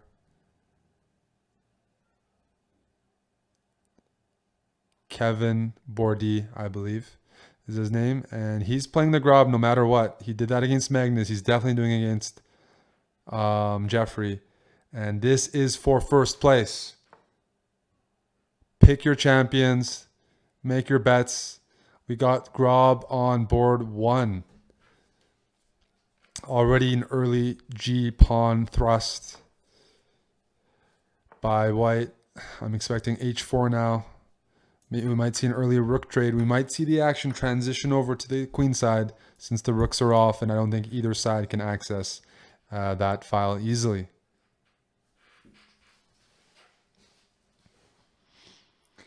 Blitzstream has a famous video of him playing Magnus. He even had, I think, a winning position at one point. Very exciting game. Ended up in a draw.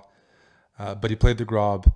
And I have to say, I don't think I'd be afraid of playing the Grob against Magnus. He not only did it, but he got a good position. So there's some momentum here. Some confidence.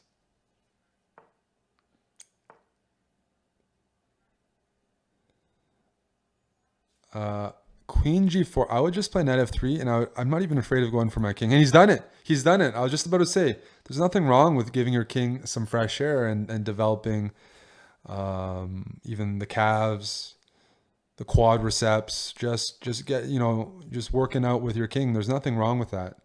The stronger your king is, the more likely it's going to survive in a bloody battle in the middle of the board. So Blitzstream, definitely I like this king on d2, seriously. And I'm going to play queen f1, queen g2, and put some pressure on. But look at this, guys. This is talk about a unique position. You don't see this every day, especially board 1 for round 9 of this titled Trainwreck, December 5th, 2017. This is where the chess action is. You don't need to be waking up and watching other tournaments. This is where you're going to find all the excitement you need.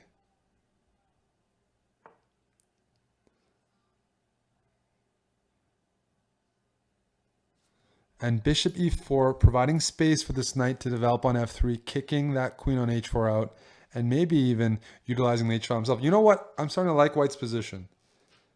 Because I'm not sure if this king on d2 can't be exploited, then well, white's rook is going to be the first one with a chance to claim the h file, and just a centralized king has benefits.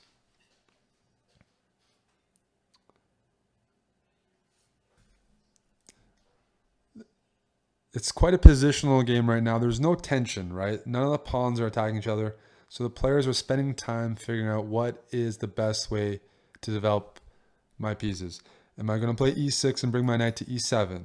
Am I going to play knight d4 right off the bat and try to get rid of this queen on b3 and try to get rid of this bishop on e3? Some decision making because there's no tension. There's not as much of a rush. And now that's threatening to take here. Oh, knight f3 played. Queen h8. Look at that queen. That's what we call a sniper. That's what we call a sniper. I'm expecting e6 and knight e7 to be played. I think white is the first one to fully complete development, but I don't know if that's really the case until this rook finds a home. And where is the home going to be? Is it going to be rook g1, rook g2, rook h2? How is this rook going to be a participant? A very balanced game so far, very tense. The players are taking more time as the tournament's gone on. I mean, they're respecting their opponents. They're definitely being much more cautious here. And who is going to break first? Who is going to break first? This is Blitzstream against Jeffrey Shung, round 9 of Title Tuesday. Both players tied for first. White needs to make progress. He's the first one to complete development. With rook e1, he is signaling that he probably has ambitions on the b file to open up. Doesn't look easy to me. Looks like it's going to be quite manual. Bishop takes e3, f takes e3, e6, and knight b5. How do you defend it? You're going to have to play king over. Jeffrey's going to also have to work out his king. King e7 forced because there's no other piece that can defend d6. And now the problem with that move is it's not ideal because the knight doesn't have anywhere to go. d4, I'm expecting a6, maybe a6, f5. Now things are heating up because Blitzstream is down to 30 seconds. Even though he's already developed, he is in time trouble. If bishop c6, bc6, this knight is pinned. Instead, he's than the en passant, and taking this pawn. That was greedy. What's wrong with a6 and taking on d4? Isn't this pawn pinned? Can you not go a6 here and take on d4 because this pawn is actually pinned? a6. Ooh. Sacrificing a piece. Sacrificing a piece. He didn't like the idea of black getting the initiative with c takes d4. Let's take that knight. But then where do I move my knight afterwards? d8 maybe? So a takes b5, c takes b5. This knight needs to move somewhere. Maybe knight e5, maybe knight d8, maybe knight a7. But I think black should take the piece. He has. Okay. White takes on d6 first. And knight d5 pretty much pre-moved, threatening queen takes e3. But I don't see a mate. I would just take here. Why did he have to sacrifice back? King c2? Or king here? There's no more checks even. And now white is up a pawn. Blitzstream is up a pawn against Jeffrey Chong right now in this position. He's up a pawn. Oh, bishop a4 being threatened. Bishop a4, watch out. Probably rook c4 necessary. Bishop a4 is a big, big, big threat, pinning the queen. Okay, queen out of the way. I don't like the way he set it up because he's allowed so much counterplay now. I think rook c4 would have prevented this. He's dropped a pawn. Bishop a4, again, a renewed threat. A renewed threat. Looks like Jeffrey's winning is down. White is down to 5 seconds. He needs something right away. And bishop a4 anyways. Bishop a4 anyways. A b3. Unfortunately, the rook captures that. Okay. Sacrificing his queen for rook and bishop is what white ended up doing. But it shouldn't be enough. Queen should overpower this rook and bishop. Anyways, just a time trouble. A bit too much. Overwhelming. What? What? Queen G1. I just almost broke. I just hit my microphone really hard because I didn't expect that. What a blunder. After playing a very nice game and getting a winning position, Queen G1, completely forgetting about the knight moving backwards and just blundering the entire game. I think knight b4 was winning. Everything was winning. Jeffrey knew that. And he just, for some reason, thought this worked. Blitzstream all of a sudden moves to first place. The blunder of the tournament when he had it in the bag. Jeffrey Chong has just blundered his queen in a winning position. Queen G1. He had that option many moves. I think he saw it. He just forgot about it because you could always play Queen G1 if you really wanted to do it. He forgot about it. Anything can happen in speed chess. This is what we live for. But I don't think anybody was expecting that. Wow. Blitzstream moves to first place. Let's quickly head over to the other game, which is between first place players. Can I find it? Can I find it? Yes. These two players, Dragon King 101 and Robbie Kevlishvili, Dragon King 101 National Master, has 7 out of 8. He's got a win with a knight and bishop against king here. Demonstrate some technique. And if he wins, we'll have an all-National Master pairing on board 1 in the final round of this Title Tuesday. I don't think that's ever happened before. 2 National Masters on 8 out of 9 playing for first place. He needs to cut the king off. Does he know? Does he? All right. A little bit surprised by some of the moves right now. Does Dragon King 101 know how to win with the 2 pieces against the king? He's beaten tons of strong grandmasters to reach first place. It's all up to his technique. Here. Dragon King 101. He's got a knight and bishop against a king. He's beaten tons of top grandmasters to reach first place. And now he needs to demonstrate an elementary checkmate pattern. Will the American endgame technique prevail? I don't think I've ever seen this before. in Title Tuesday where somebody who could not win a basic endgame beat top grandmaster after grandmaster. I don't think I've ever seen that before. In first place, a player in first place did not win this endgame. He needs to hit the books right away because that is a travesty.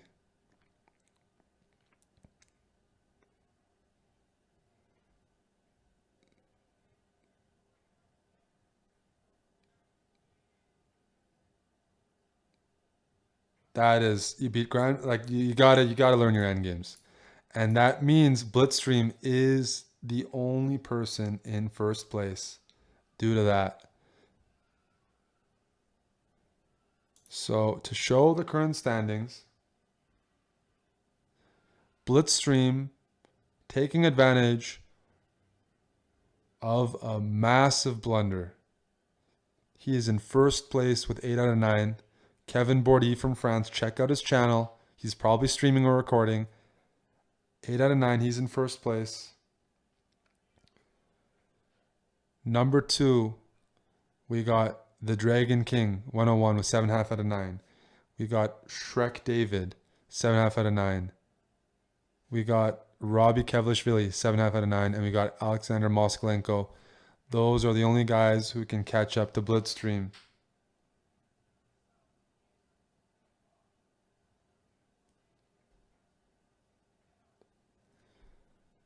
I think there might still be a couple of games. Yes, there are still a couple of games.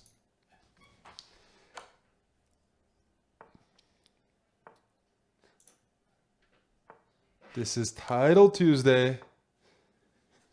It's been pretty wild. I mean, look, that last round was out of this world. And here,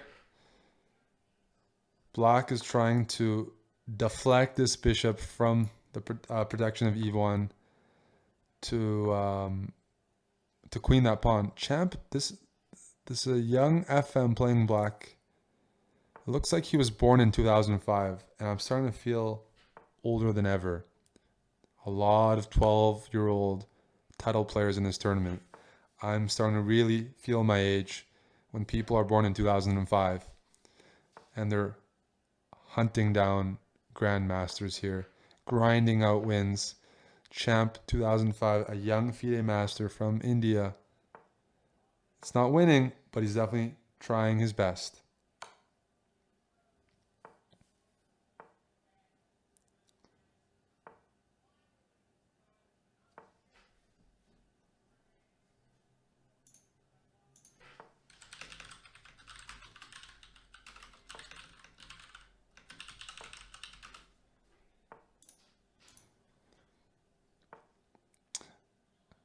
I think the best chance is just hopefully take advantage of some sort of blunder.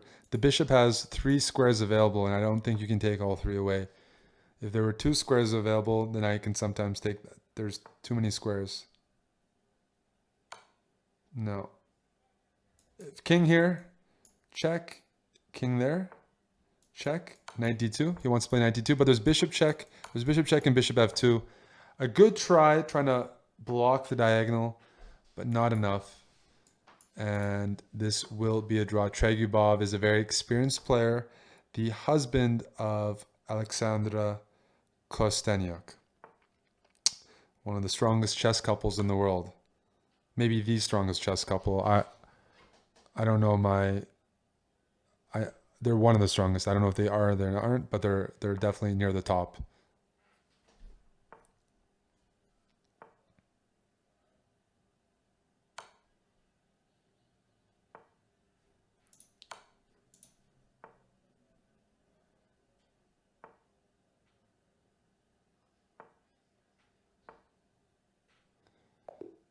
$50 move rule. Good defending and also good perseverance from Champ 2005. Trying his best. And let us go into round 10. Title Tuesday, renamed Title Trainwreck. It's been a doozy.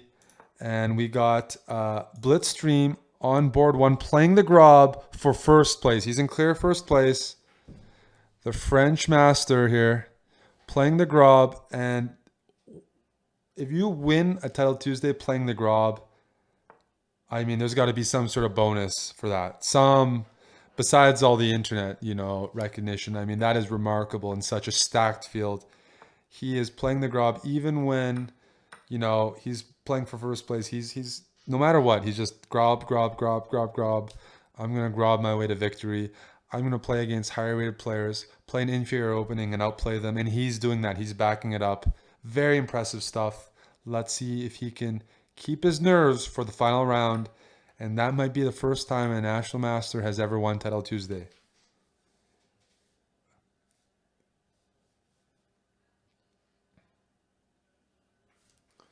He's playing Alexander Moskalenko, a very, very experienced Blitz international master from Russia, who's had many podium finishes. Definitely no walk in the park here. And if they draw, that allows, we're going to follow one other matchup. I'm going to quickly bring up the standings for you guys. Is that Dragon King 101, Shrek David, Robbie Kavlishvili can all catch up if Blitzstream does not win. So we're going to also keep an eye out for those other games. Here we have Shrek David with 7.5 out of 9 playing Robbie Kavlishvili, 2 players tied for second in a must-win game if they want a chance to win that first place prize.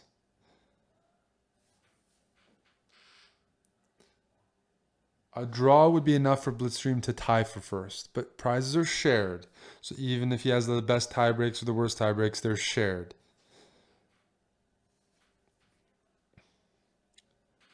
But if he wins, he gets clear first. He's in clear first right now, and I think he can make some real history with a win.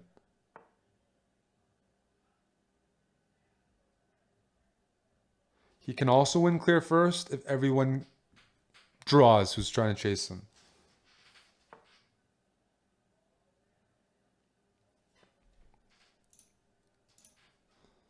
King H8 trying to get out of this long diagonal. This is 2 guys chasing first. Over here, look at this Grob. Look at these positions. It's not an easy opening to play. You have to start calculating and start working hard right off the bat. As Yasser said in one of our recent ChessBrah videos, it's easy to play in the sense that you already start fighting for equality. You have to justify your bad position from move 1. Once you play G4, the rest of your moves are easy. Protect G4, try to cover up. You already admit you're sort of playing an inferior position. And so in that sense, it's easier, but usually it doesn't work against strong players. So we have Black is up a pawn here. And how did that happen? How did Black win a pawn? He did something tricky. Maybe he didn't.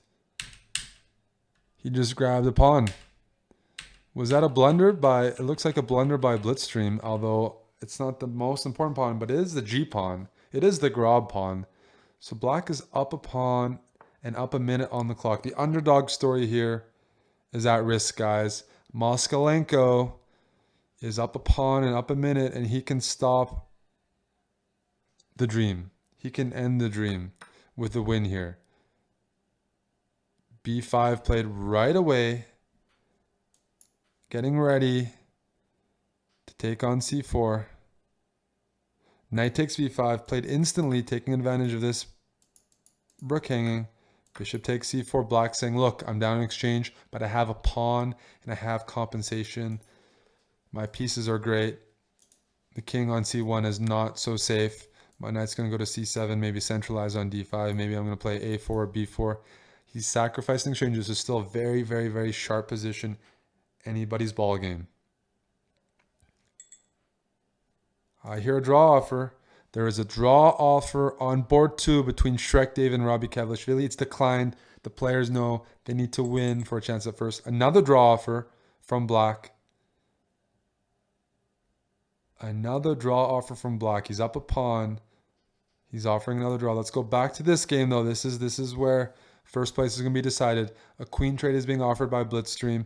Black declines. He's playing for compensation. Don't want to go to an endgame. You are down in the exchange. Queen b8. I expect the bishop to pull out here. b4. This is looking very dangerous all of a sudden. And Black's king is actually looking quite a bit safer. I'm going to take on b4 with a knight. I have all these threats. Bishop a2 even looks tricky.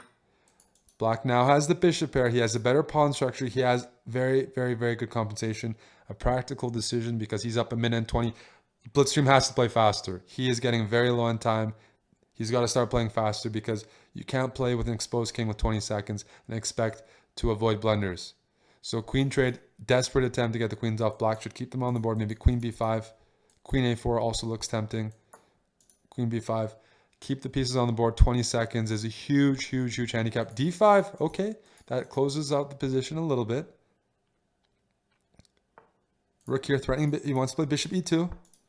He wants to trade. Good moves by Blitzstream. Very, very impressed with his nerves right now. Bishop takes c4. Knight e2, attacking the knight, bishop, and threatening queen takes c4. He is trading off pieces. Blitzstream is playing very, very, very, very good chess right now, guys. In 19 seconds, I can't imagine. He's playing for first. He's in time trouble. And he's managed to trade off almost all the dangerous pieces. Queen c4 is the next move. Queen c4. Queen c4. What are you waiting for? And we're going into an endgame. Interesting. Maybe rook c6, rook a6. There are two pawns over here. Blitzstream has offered a draw. He has offered a draw. He's like, I want to guarantee a share first. And Black declines. Black is down the exchange and declines the draw. He's playing for a win. He wants a chance at first. Here we go. Will these pawns get going down the board? You can take care. No, he doesn't. Okay.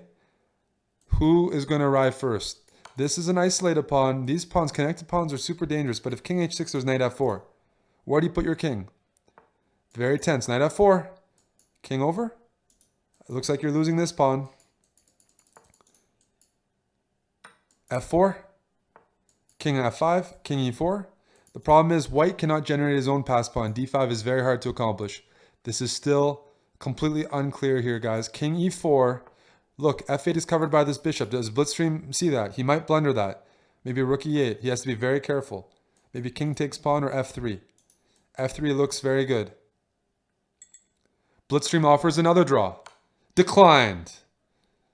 King d3. The king is marching down the board. Black is still playing for a win. Playing off this time trouble. Down to 2 seconds. Down to 1 second. He needs to move.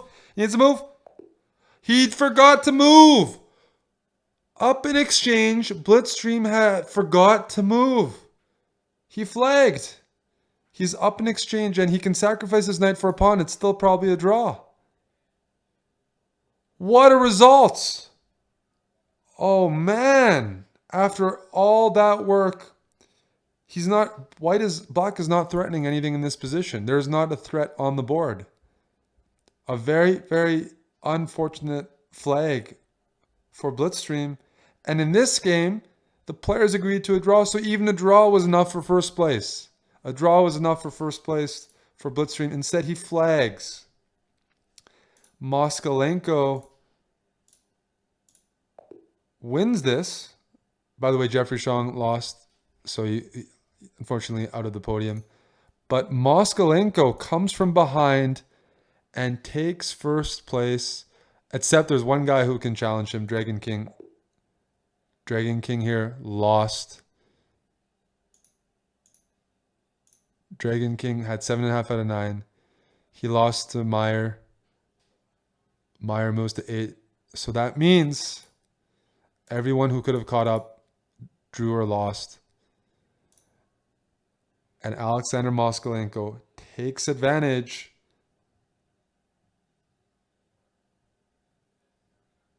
of a flag, comes from behind, a lot of chaos in this event, and takes first place in this very, very, very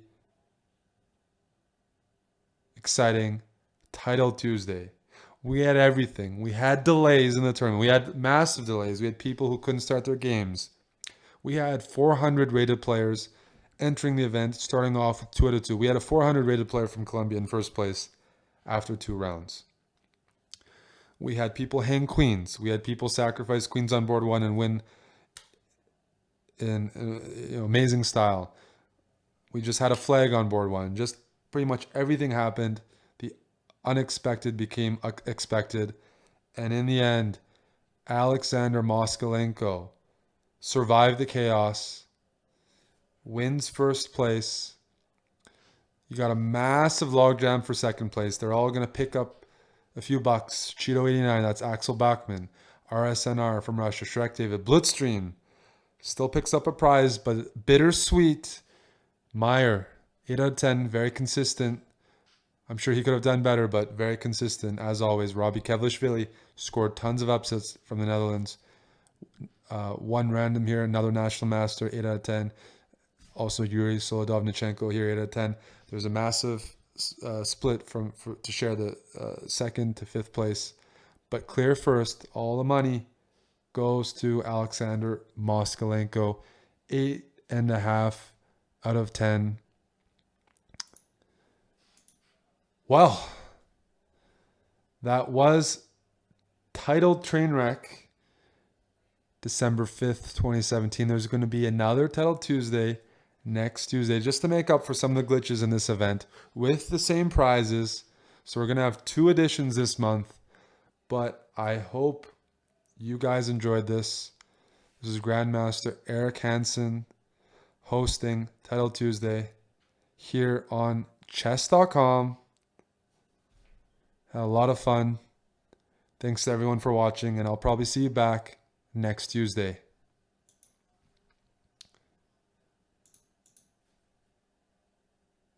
Also, make sure to follow me on Twitter, and check out our YouTube, the ChessBrah YouTube, or the store. Forgot to do a shout out to myself, but no, I had a lot of fun. Thanks to everyone for joining me. I'll see you guys soon.